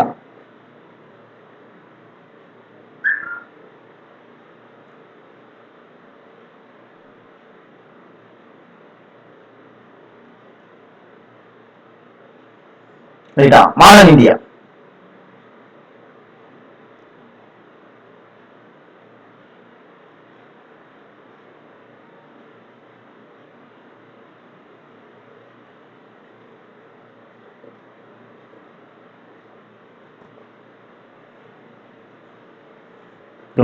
நவீன இந்தியா. நவீன இந்தியா. இந்த நவீன இந்தியாவில அப்படின்னு எடுத்துட்டோம்னா ஆங்கிலேயருடைய நீதித்துறைகள் முக்கியமா 3 இடங்கள் வளர்ச்சி அடைந்திருக்கும். 1 மெட்ராஸ், 2 பம்பாய், 3 கல்கத்தா. கல்கத்தா. சரி, நவீன இந்தியா மெட்ராஸ், பம்பாய், கல்கத்தா அப்படின்னு 3 இடத்துல வளர்ச்சி வந்துச்சு. இந்த 3ஐயுமே இப்ப நம்ம ரொம்ப ஃப்ரீமா பார்க்கலாம். ஒரு 5 மினிட்ஸ் மட்டும் பிரேக் எடுத்துக்கங்க. 5 மினிட்ஸ் மட்டும் பிரேக் எடுத்துக்கங்க. இதை வந்து இப்ப நம்ம தெளிவா பார்ப்போம்.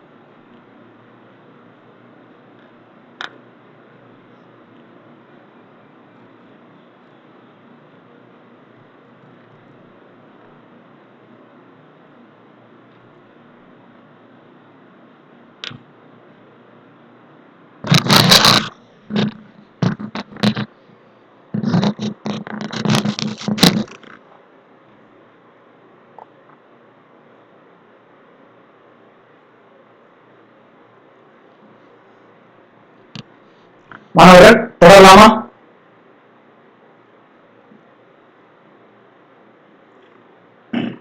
ஓகே, நன்றி.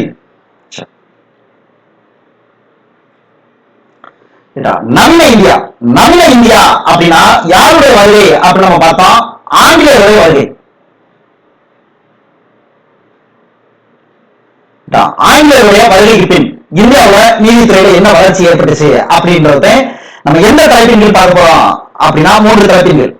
மெட்ராஸில் எப்படி ஏற்பட்டுச்சு, பம்பாயில் நீதித்துறையில் சீர்திருத்தம், கல்கத்தாவில் எப்படி ஏற்பட்டுச்சு அப்படின்றது. அப்ப நம்ம முதல்ல பார்க்க வேண்டியது என்ன அப்படின்னா பம்பாய், சரி மெட்ராஸ் போயிடலாம். ஹெட்டிங் மெட்ராஸ்.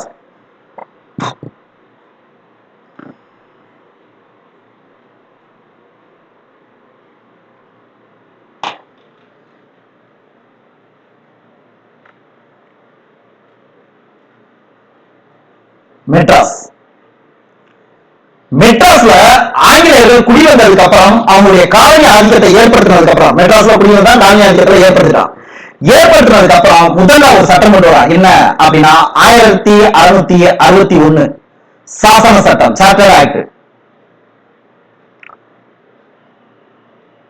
சாசன சட்டம் கொண்டு வரா. இந்த சாசன சட்டத்தின் அடிப்படையில் இந்தியாவில் முதல்ல நீதித்துறையில மாற்றங்கள் ஏற்படுது. ரைட்டா, மாற்றங்கள் ஏற்படுது சாசன சட்டத்தின் அடிப்படையில். இதை மட்டும் எடுத்துக்கங்க. அதன்படி மெட்ராஸில் கொண்டு வரப்பட்ட முதல் வழக்கு, இது ரொம்ப முக்கியம், விசாரிக்கப்பட்ட முதல் வழக்கு, மெட்ராஸில் விசாரிக்கப்பட்ட முதல் வழக்கு எது அப்படின்னா அசண்டி ஆரோஸ் வழக்கு.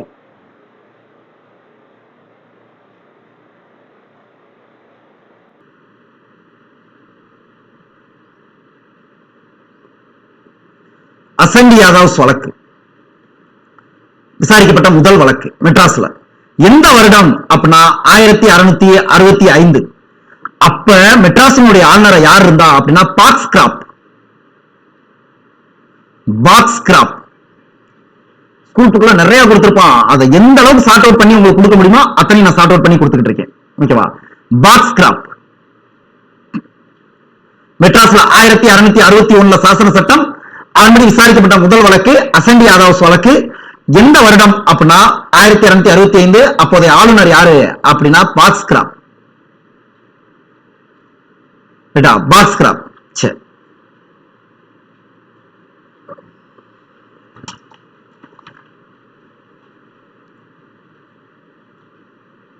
எழுதிங்களா? அசண்டி யாதவ்ஸ் வழக்கு ரொம்ப முக்கியமான ஒண்ணு. சரி, இரண்டாவது மெட்ராஸ்க்கு ஆளுநராக நியமிக்கப்பட்டவங்க, இரண்டாவது ஆளுநர்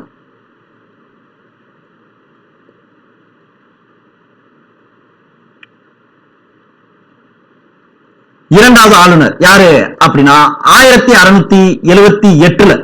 ஓகேவா? ஸ்ட்ரெயின்சாம் மாஸ்டர்.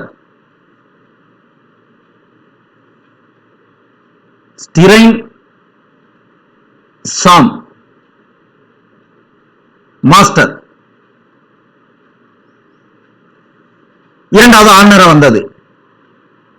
இவருடைய காலத்துலதான் மதராஸ் நீதித்துறை அமைப்பு சீர் செய்யப்பட்டது. இது ரொம்ப முக்கியமானது, எழுதிக்கங்க. மதராஸ் நீதித்துறை அமைப்பு யார் காலத்துல சீர் செய்யப்பட்டது அப்படின்னா ஸ்ட்ரெயின்சாம் மாஸ்டர். முதல் ஆளுநர்னா பாக்ஸ்கிராப். யார் காலத்தில் சீர் செய்யப்பட்டது அப்படின்னா ஸ்ட்ரெயின்சாம் மாஸ்டர். மதராஸ் நீதித்துறை சீர் செய்யப்பட்டது.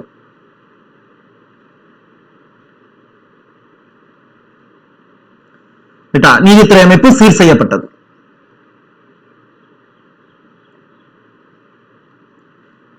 1661 முதல் சாசன சட்டம், முதல் வழக்கு அசண்டி யாதவ்ஸ் வழக்கு.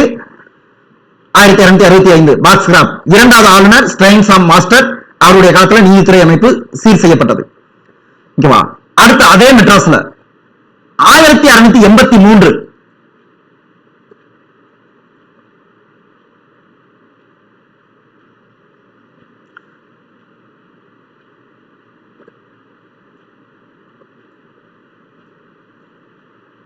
இந்த போர்டு ஸ்லோவா இருக்கு.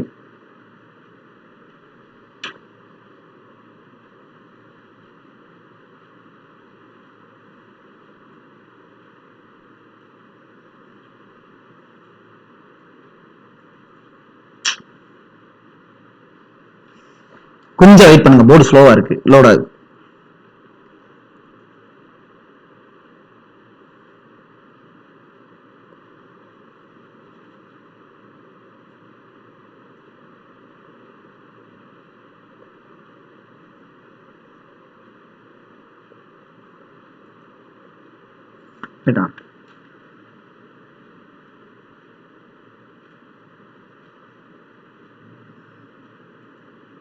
அடுத்து 1600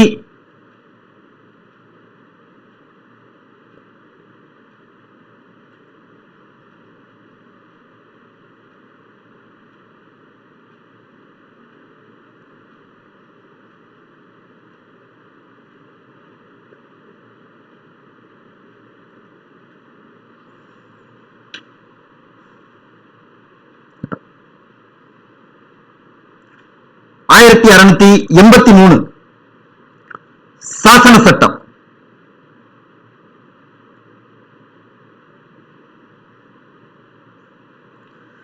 ரைட்டா? 1683 கொண்டு வரப்பட்ட சாசன சட்டம் கடலில் ஏற்படும் குற்றங்களை தடுக்க கடற்படை நீதிமன்றம் ஏற்படுத்தப்பட்டது. எங்க? மதராஸ்ல, மெட்ராஸ்ல. ரைட்டா? கடலில் ஏற்படும் குற்றங்களை தடுக்க கடற்படை நீதிமன்றம். அப்ப மதராஸ் மாகாணத்துல கடற்படை நீதிமன்றம் எந்த சட்டத்தின் அடிப்படையில் ஏற்படுத்தப்பட்டது அப்படின்னா 1683 முதல் சாசன சட்டம் 1661. நல்லா மாணவர்களை கவனிச்சுக்கோங்க. ஆங்கிலேயர்கள் இந்தியாவுல முழு ஆட்சி அமைப்பு ஏற்பட்டதுக்கு அப்புறம் 1773 ஒழுங்குமுறை சட்டம் வேற, ரைட்டா? 20 ஆண்டுகளுக்கு முறை 1793 சாசன சட்டம் வேற. அதையும் இதையும் கன்ஃபியூஸ் பண்ணிக்கிறவே பண்ணாதீங்க. 1773 இருந்து அவங்களுடைய நிர்வாகத்திற்காக கொண்டு வரப்பட்டது. புரியுதா? இப்ப நம்ம பாக்குறது கூடாமே நீதித்துறைக்காக கொண்டு வரப்பட்டது. நீதித்துறையில என்ன சீர்திருத்தம் பண்ணாங்கன்றதுக்காக பாக்குறது. நிர்வாகத்தையும் நீதித்துறையும் போட்டு கன்ஃபியூஸ் பண்ணிக்கிறாங்க. நம்ம பாலிட்டியில ஆரம்ப கிளாஸ்ல பார்த்திருப்போம். 1773 ரெகுலேட்டிங் ஆக்ட், 1793 முதல் பட்டய சட்டம், ரைட்டா? பட்டய சட்டம் அல்லது சாசன சட்டம் அப்படின்னு சில இடத்துல சொல்லுவாங்க. அது வேற, இது வேற. 1783 சாசன சட்டத்தின் அடிப்படையில் கடல் குற்றங்களை தடுக்க எது ஏற்படுத்தப்பட்டது அப்படின்னா கடற்படை நீதிமன்றம் ஏற்படுத்தப்பட்டது. அடுத்து அதே மெட்ராஸ்ல 1687 சாசன சட்டம்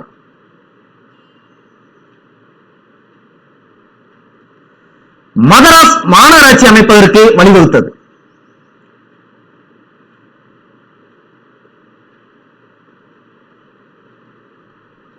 மதராஸ் மாநகராட்சி அமைப்பதற்கு வழிவகுத்தது. அதன்படி மேயர் நீதிமன்றம் ஏற்படுத்தப்பட்டது.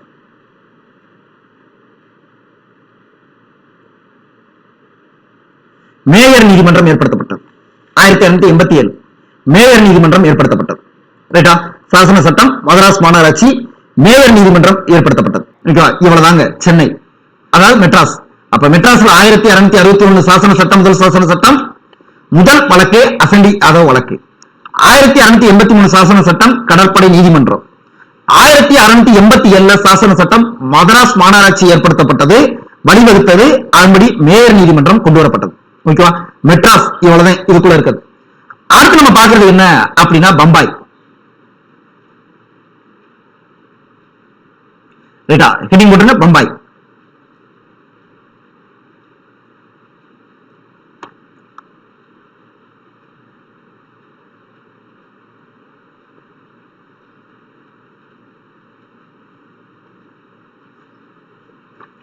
பம்பாய். சரி, பம்பாயில என்ன நடந்துச்சு அப்படின்னா பம்பாயில எப்ப சாசன சட்டம் கொண்டு வரப்பட்டது அப்படின்னா 1668 சாசன சட்டம்.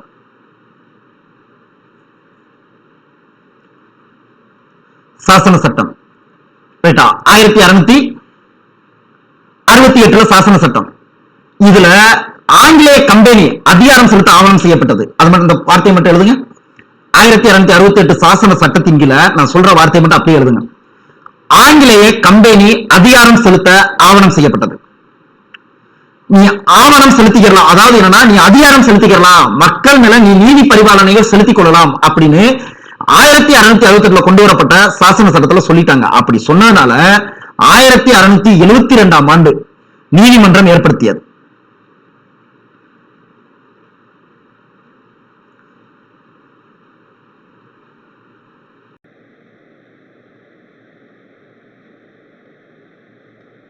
கேட்டா 1672 ஆண்டு நீதிமன்றம் ஏற்படுத்தப்பட்டது.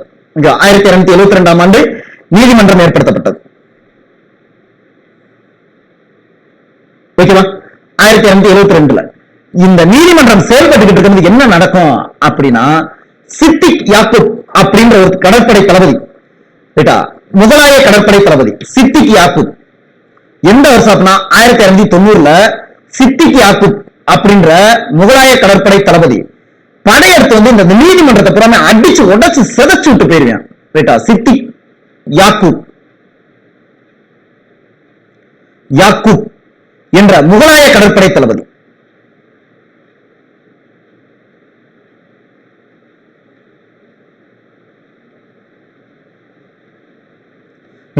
சித்திக் யாக்கூப் என்ற முகலாய கடற்படை தளபதியால் நீதிமன்றம் அழிவுக்கு காரணமாயிற்று. நீதிமன்றத்தை அடிச்சு உடைச்சு சேர்ச்சு விட்டு போயிருவேன். அதனால மறுபடியும் 1718 நீதிமன்றம் புதுப்பிக்கப்பட்டது. கிட்டத்தட்ட ஒரு 20 வருஷம் 20, 25, 28 ஆண்டுகள் நீதிமன்றம் இல்லாம மும்பையானது செயல்பட்டுச்சு. பம்பாய் நீதிமன்றம் புதுப்பிக்கப்பட்டது.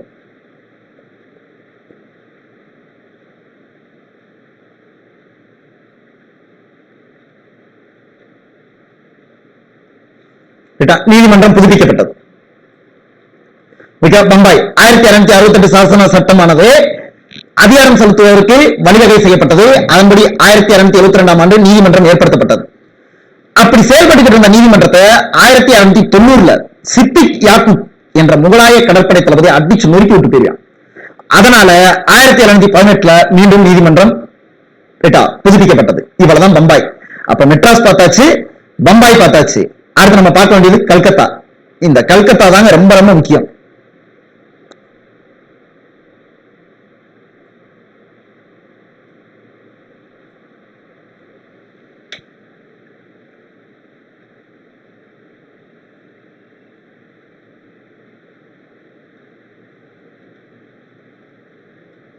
Calcutta question area Calcutta. கல்கத்தா இந்த கல்கத்தா அப்படின்றதுனாலே நம்ம ஏற்கனவே கிளாஸ்ல பார்த்ததான் சிம்பிளா ஞாபகம் வச்சுக்கலாம். 1773 ஒழுங்குமுறை சட்டம் ரெகுலேட்டிங் ஆக்ட்.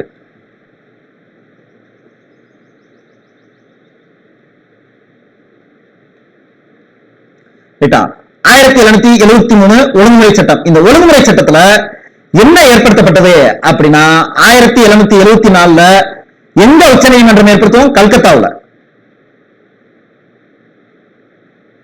ரைட்டா உச்ச நீதிமன்றம் ஏற்படுத்தப்பட்டது.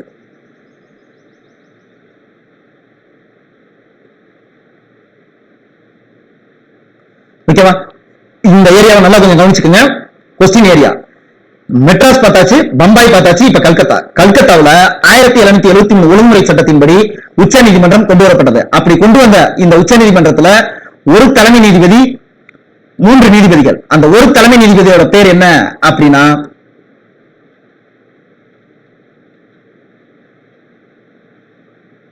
எலிஜா எம்பே.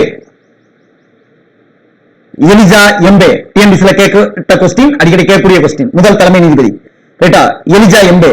சரி, அப்ப மத்த 3 நீதிபதிகள் மத்த 3 நீதிபதிகள் பேர் என்ன அப்படின்னா சேம்பர்ஸ், லெமாய்க்கர், ஹைடு. ரைட்டா ஹைடு.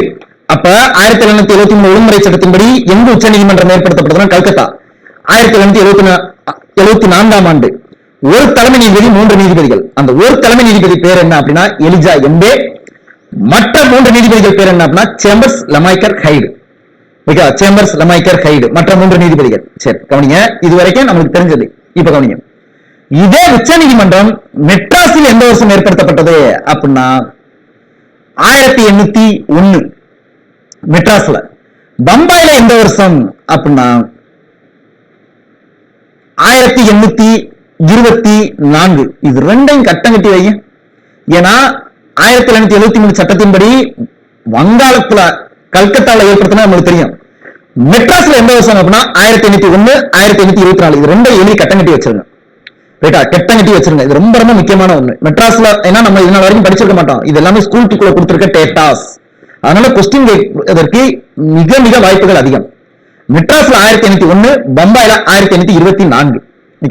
இதுக்கடையில அப்படியே கொஞ்சம் முன்னாடி போங்க. ஒழுங்குமுறை சட்டம் போடும்போது இந்தியாவில் யார் வங்காளத்தின் ஆளுநரா இருப்பா அப்படின்னா, ஒழுங்குமுறை சட்டம் கொண்டு வரும்போது வங்காளத்தின் ஆளுநரா வாரன் ஹேஸ்டிங்ஸ் இருப்பாரு. ஒழுங்குமுறை சட்டம் வந்ததுக்கு பின்னாடி வங்காளத்தின் ஆளுநர் எப்படி மாறுவார் அப்படின்னா, வங்காளத்தின் தலைமை ஆளுநர். ஏன் மாறுச்சுன்ற காரணம் நான் சொல்லியிருக்கேன். வங்காளத்தின் தலைமை ஆளுநர் அப்படின்றது மாறும். அவர் மாறினதுக்கு அப்புறம்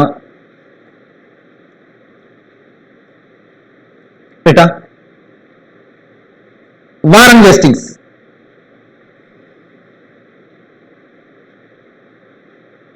நமக்கு தெரியும். ஒழுங்குமுறை சட்டம் எப்ப வந்துச்சு அப்படின்னா 1873. இப்ப கவனிங்க, வாரன் ஹேஸ்டிங்ஸ்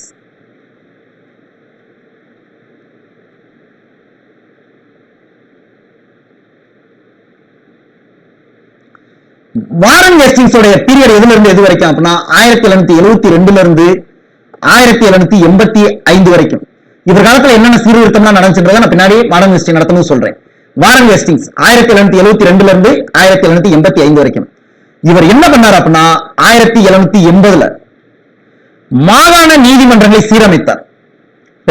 1780 ஆண்டு மாகாண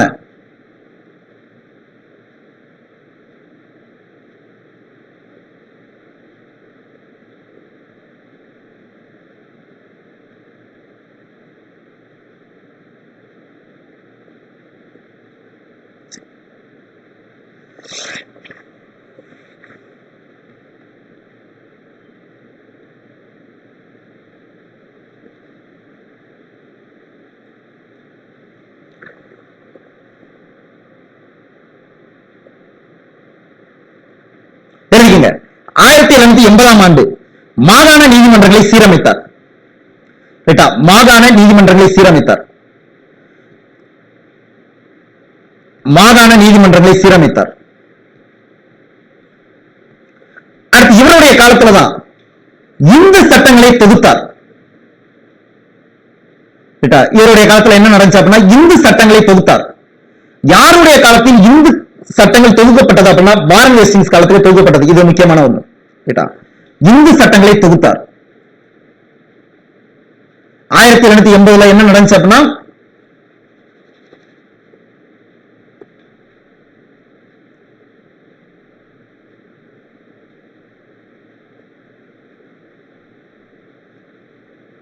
மாகாண நீதிமன்றங்களை சீரமைத்தார்.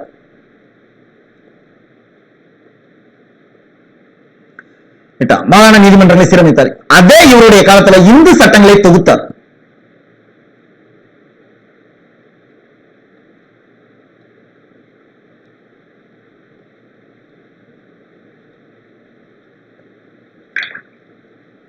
இந்து சட்டங்களை தொகுத்தார். யாருடைய காலத்துல வாரன் ஹேஸ்டிங்ஸ். அப்படி இந்து சட்டங்களை இவருடைய காலத்துல தொகுத்தவர் யாரு அப்படின்னா ஹெல்கட். ஹெல்கட் இந்து சட்டங்களை தொகுத்தவர். வாரன் ஹேஸ்டிங்ஸ் காலத்துல 1780 மாகாண நீதிமன்றங்கள் சீரமைக்கப்பட்டது, இந்து சட்டங்கள் தொகுக்கப்பட்டது. ஓகேவா?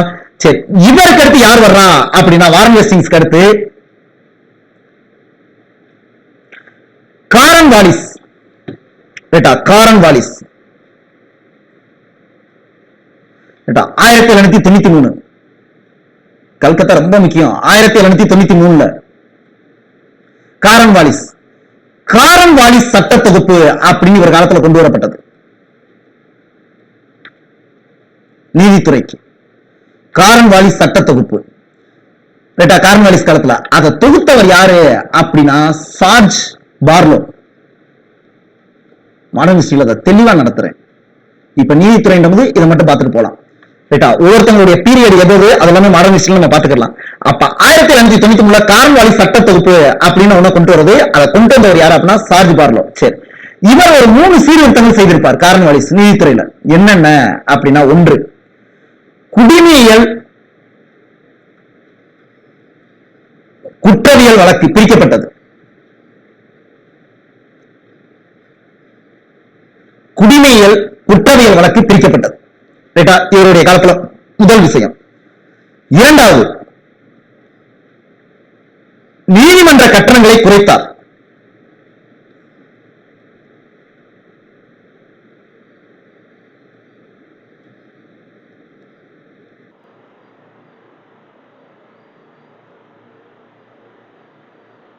நீதிமன்ற கட்டணங்களை குறைத்தார்.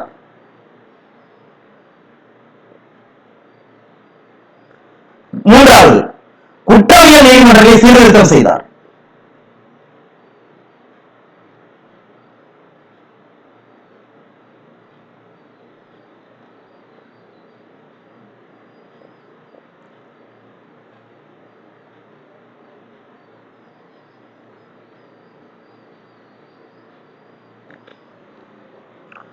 குற்றவியல் நீதிமன்றங்களை சீர்திருத்தம் செய்தார்.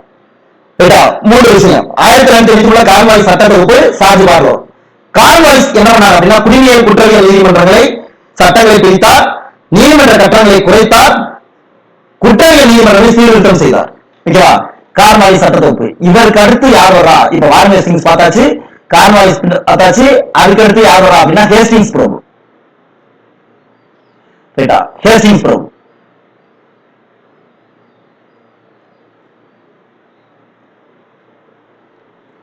ஹேஸ்டிங்ஸ் பிரபு 1813.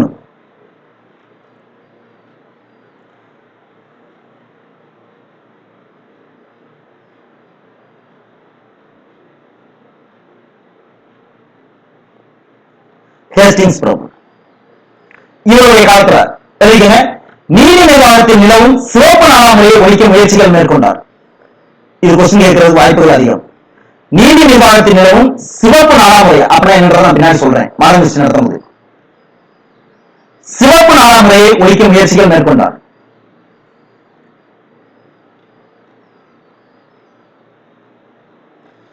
ஒழிக்க முயற்சிகள் மேற்கொண்டார். சிவப்பு நாளாமுறையை ஒழிக்க முயற்சிகள் மேற்கொண்டவர் யார் அப்படின்னா ஹேஸ்டிங்ஸ் பிரபு. கொஸ்டின் கேட்கிறது வாய்ப்புகள் அதிகம். 1813. இவருக்கு யார் வரா அப்படின்னா 1828 வில்லியம் பெண்டிங் பிரபு.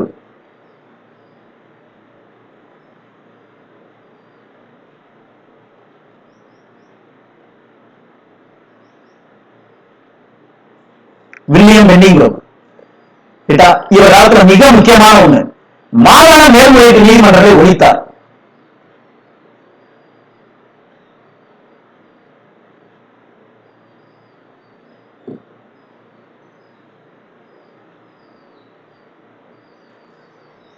மாகாண மேல்முறையீட்டு நீதிமன்றங்கள் ஒழிப்பு. மாகாண மேல்முறையீட்டு நீதிமன்றங்கள் ஒழிப்பு இவருடைய காலத்துல. இதுல சிம்பிளா கொஸ்டின் இப்ப நான் உங்களுக்கு சொல்லி தரேன். எழுதிட்டீங்களா? இந்த மாகாண மேல்முறையீட்டு நீதிமன்றம் 3 இடத்துல வரும். அந்த 3 என்னன்றத பாத்துருவோம். இப்ப எழுதிட்டீங்களா? மாகாண மேல்முறையீட்டு நீதிமன்றம் ஹெட்டிங் போடுங்க. அல்லது மாகாண நீதிமன்றம், மாகாண மேல்முறையீட்டு நீதிமன்றம். இது சிம்பிளா ஞாபகம். ஒன்று, இத தோற்றுவித்தவர், தோற்றம் அல்லது உருவாக்கியவர். இரண்டாவது, இத சீர்திருத்தம் பண்ணியவர், சீர்திருத்தம் பண்ணியவர். மூன்றாவது, இத ஒழித்தவர், மாகாண மேல்முறையீட்டு நீதிமன்றத்தை. தோற்றுவித்தவர் யாரு அப்படின்னா வாரன் ஹேஸ்டிங்ஸ்.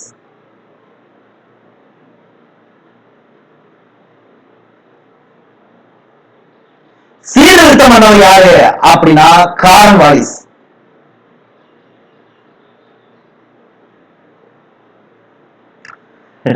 ஒழிச்சவர் யாரு அப்படின்னா வில்லியம் பெண்டிங் பிரபு. இவ்வளவுதாங்க இதுக்குள்ள கொஸ்டின்.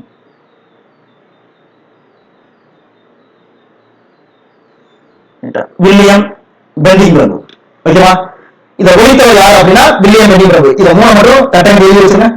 மாகாண மேல்முறையீட்டு நீதிமன்றம் தோற்றுவித்தவர் வாரன் ஹேஸ்டிங்ஸ், சீர்திருத்தம் பண்ணியவர் கார்ன்வாலிஸ், ஒழித்தவர் வில்லியம் பெண்டிங் பிரபு. வைஸ்ராய் அடிப்படையில, சாரி ஆளுநர்கள் அடிப்படையில, கவர்னர் அடிப்படையில நம்ம பார்த்தது யாராவது என்ன சீர்திருத்தம்னா நீதித்துறையில செய்தாங்க அப்படின்றது. இதுக்கு என்ன நடக்கும் அப்படின்னா 1773 ஒழுங்குமுறை சட்டம், 1793 முதல் பட்டய சட்டம், 1713 இரண்டாம் பட்டய சட்டம், 1733 மூன்றாம் பட்டய சட்டம், 1853 நான்காம் பட்டய சட்டம். இதுக்கப்புறம் ஆட்சி மாற்றம் ஏற்படுறோம். நமக்கு தெரியும் முதல் இந்திய சுதந்திர போர் வந்ததுக்கு அப்புறம். ஓகேவா?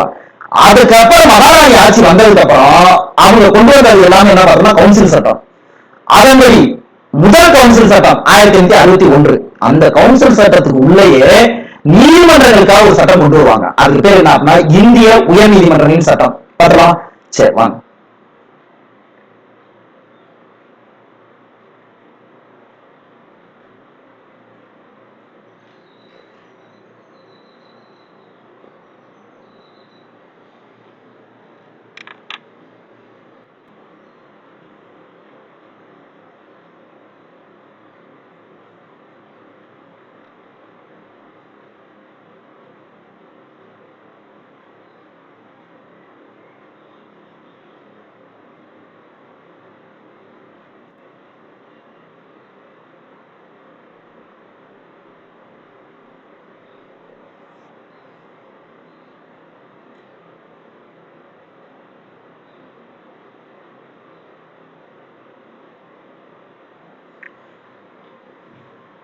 இந்திய உயர் நீதிமன்றங்கள் சட்டம்.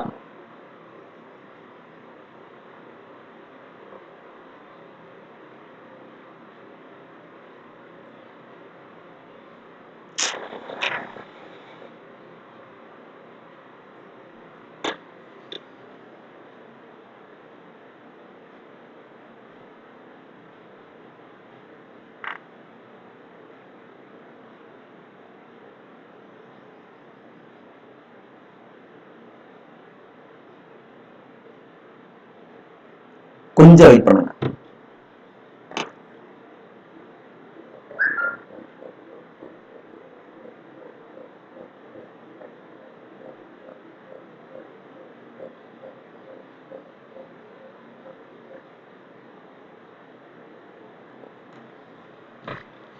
லோட் ஆகுது. இதெல்லாமே அப்படியே ரீகால் பண்ணிக்கங்க.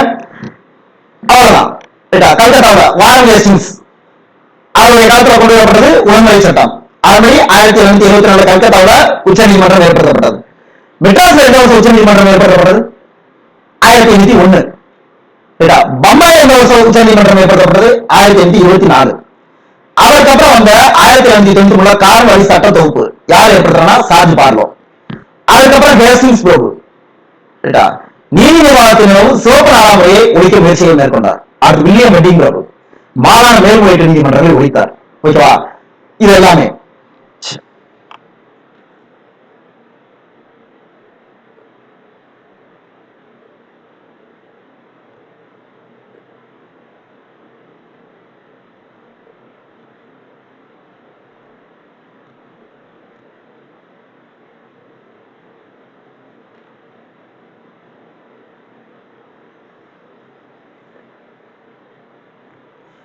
எழுதிக்கங்க. இந்திய உயர் நீதிமன்ற சட்டம் 1861. எழுதிக்கங்க. இந்திய உயர் நீதிமன்றங்கள் சட்டம் மகாராணியோட காலத்துல கொண்டு வரப்பட்டது. இந்திய உயர் நீதிமன்றங்கள் சட்டம் 1861. அதன்படி கல்கத்தா, பம்பாய், மெட்ராஸ் 3 இடங்கள்ல உயர் நீதிமன்றம் ஏற்படுத்தப்பட்டது. கல்கத்தா, பம்பாய், மெட்ராஸ் 3 இடங்கள்ல உயர் நீதிமன்றங்கள் ஏற்படுத்தப்பட்டது. அன்னைக்கு ஏற்படுத்தின உயர் நீதிமன்றம் தான் இன்னைக்கு வரைக்கும் நமக்கு செயல்பட்டு இருக்கு. 1861 இந்திய உயர் நீதிமன்ற சட்டத்தின் அடிப்படையில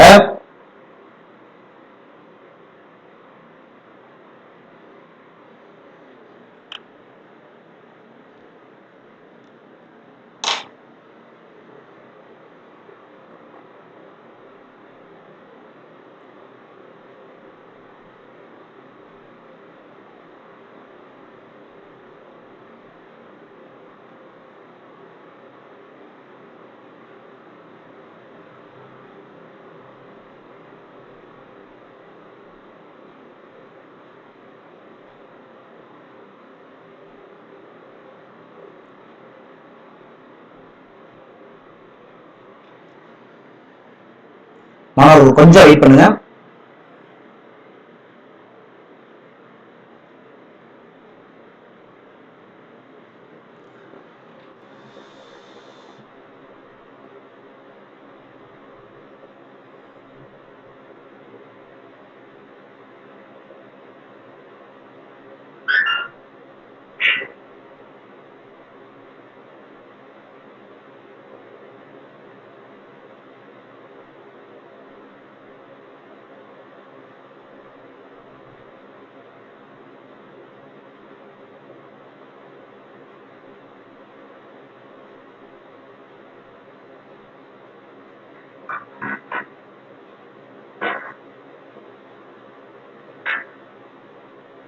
மாணவர்கள் கொஞ்சம் வெயிட் பண்ணுங்க, சிரமத்திற்கு மன்னிக்கவும், லோட் ஆகுது.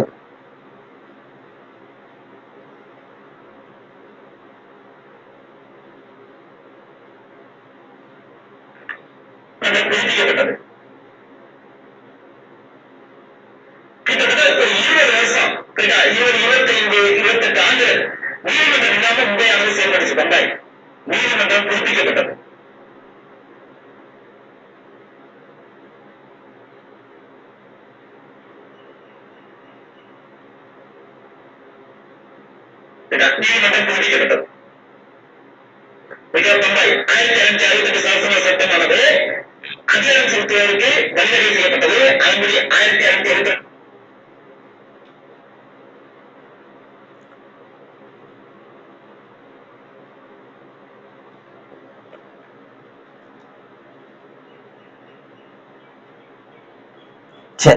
வாங்க பார்க்கலாம். இந்திய உயர்நீதிமன்றங்கள் சட்டங்கள்.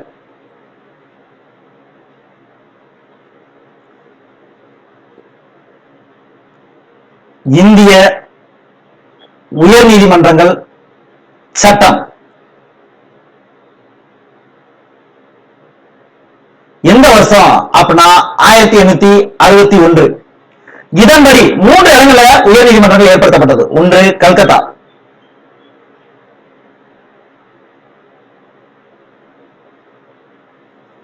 2 பம்பாய், 3 மெட்ராஸ். 3 இடங்கள்ல உயர்நீதிமன்றம் ஏற்படுத்தப்பட்டது. அந்த 3 உயர்நீதிமன்றங்கள் எந்த வருடம் ஏற்படுத்தப்பட்டது அப்படின்னா 1862. எந்த சட்டம்னா 1861, எந்த ஆண்டு ஏற்படுத்தப்பட்டதுன்னா 1862. சரி, இந்திய உயர்நீதிமன்றங்கள் சட்டங்கள். அடுத்து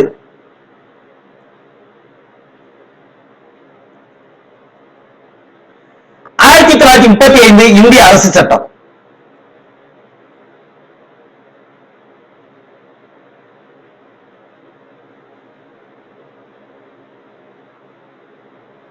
இந்திய அரசு சட்டம்.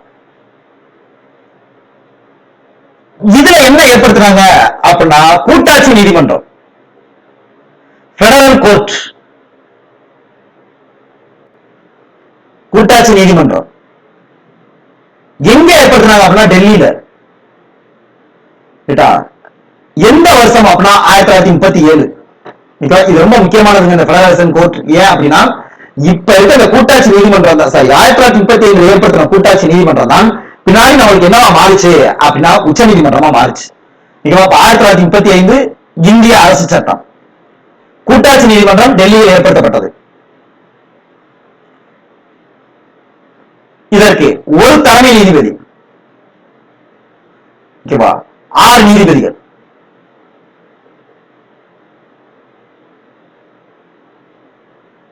ஒரு தலைமை நீதிபதி, 6 நீதிபதிகள்.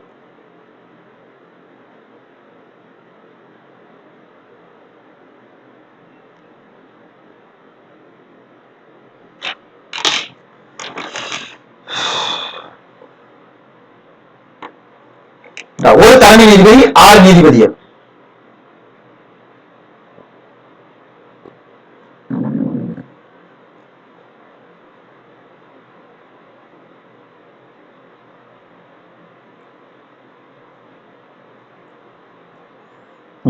சரி, ஒரு தலைமை நீதிபதி, 6 நீதிபதிகள். அடுத்து கூட்டாட்சி முறை சார்ந்த நீதிமன்ற அதிகார விரிவாக்கம் சட்டம். எழுதிக்கங்க. கூட்டாட்சி முறை சார்ந்த நீதிமன்ற அதிகார விரிவாக்கம் சட்டம். கூட்டாட்சி முறை சார்ந்த நீதிமன்ற அதிகார விரிவாக்கம் சட்டம் 1949. 1949 கூட்டாட்சி முறை சார்ந்த நீதிமன்ற அதிகார விரிவாக்க சட்டம் 1949 இந்த சட்டத்தின் அடிப்படையில் செயல்பட்டுச்சு. அப்படி செயல்பட்டு இருக்கும் 1950 நமக்கு என்ன ஆயிடுச்சு, இந்தியாவானது அரசியலமைப்பு சட்டத்தை ஏற்றுக்கொண்டு ஒரு குடியரசு நாடா மாறிடுச்சு. 1950 ஜனவரி 26 இந்திய அரசியலமைப்பு சட்டம் நடைமுறைக்கு வந்தது. அந்த சட்டத்தின் அடிப்படையில ஆர்டிகல் 124 இருந்து 147 வரைக்கும் எதனுடைய அமைப்பை பத்தி, ஸ்ட்ரக்சரை பத்தி சொல்லி இருக்கு அப்படின்னா உச்ச நீதிமன்றம். சரியா? 1950 இந்திய அரசியலமைப்பு சட்டம் நடைமுறைக்கு வந்துருச்சு. ஜனவரி 26 வந்ததுல இந்திய அரசியலமைப்பு சட்டத்துல பகுதி 5ல ஆர்டிகல் 124 இருந்து 147 வரைக்கும் எதை பத்தி சொல்லியிருக்குன்னா உச்சநீதிமன்றம். அதன்படி நம்மளுக்கு உச்சநீதிமன்றம் செயல்பாட்டிற்கு வந்தது. நல்லா கவனிச்சுக்கோங்க. அதன்படி நம்மளுக்கு உச்சநீதிமன்றம் செயல்பாட்டிற்கு வந்தது. அப்படி உச்சநீதிமன்றம் எப்ப செயல்பாட்டிற்கு வந்தது அப்படின்னா 1950 ஜனவரி 28. இந்திய உச்சநீதிமன்றம் எப்ப செயல்பாட்டிற்கு வந்தது அப்படின்னா 1950 ஜனவரி 28. அப்படி நம்மளுக்கு உச்ச நீதிமன்றமா எதை மாற்றணும் அப்படின்னா டெல்லியில கூட்டாட்சி நீதிமன்றம் ஒண்ணு ஏற்படுத்தணுமா? டெல்லியில கூட்டாட்சி நீதிமன்றம் ஏற்படுத்தி இருக்கமா? இந்த கூட்டாட்சி நீதிமன்றம் தான் நம்மளுக்கு என்னவா மாறுச்சு அப்படின்னா உச்ச நீதிமன்றமா மாறுச்சு.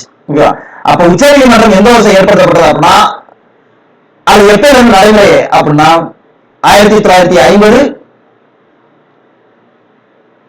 ஜனவரி 28 உச்ச நீதிமன்றம் நடைமுறை.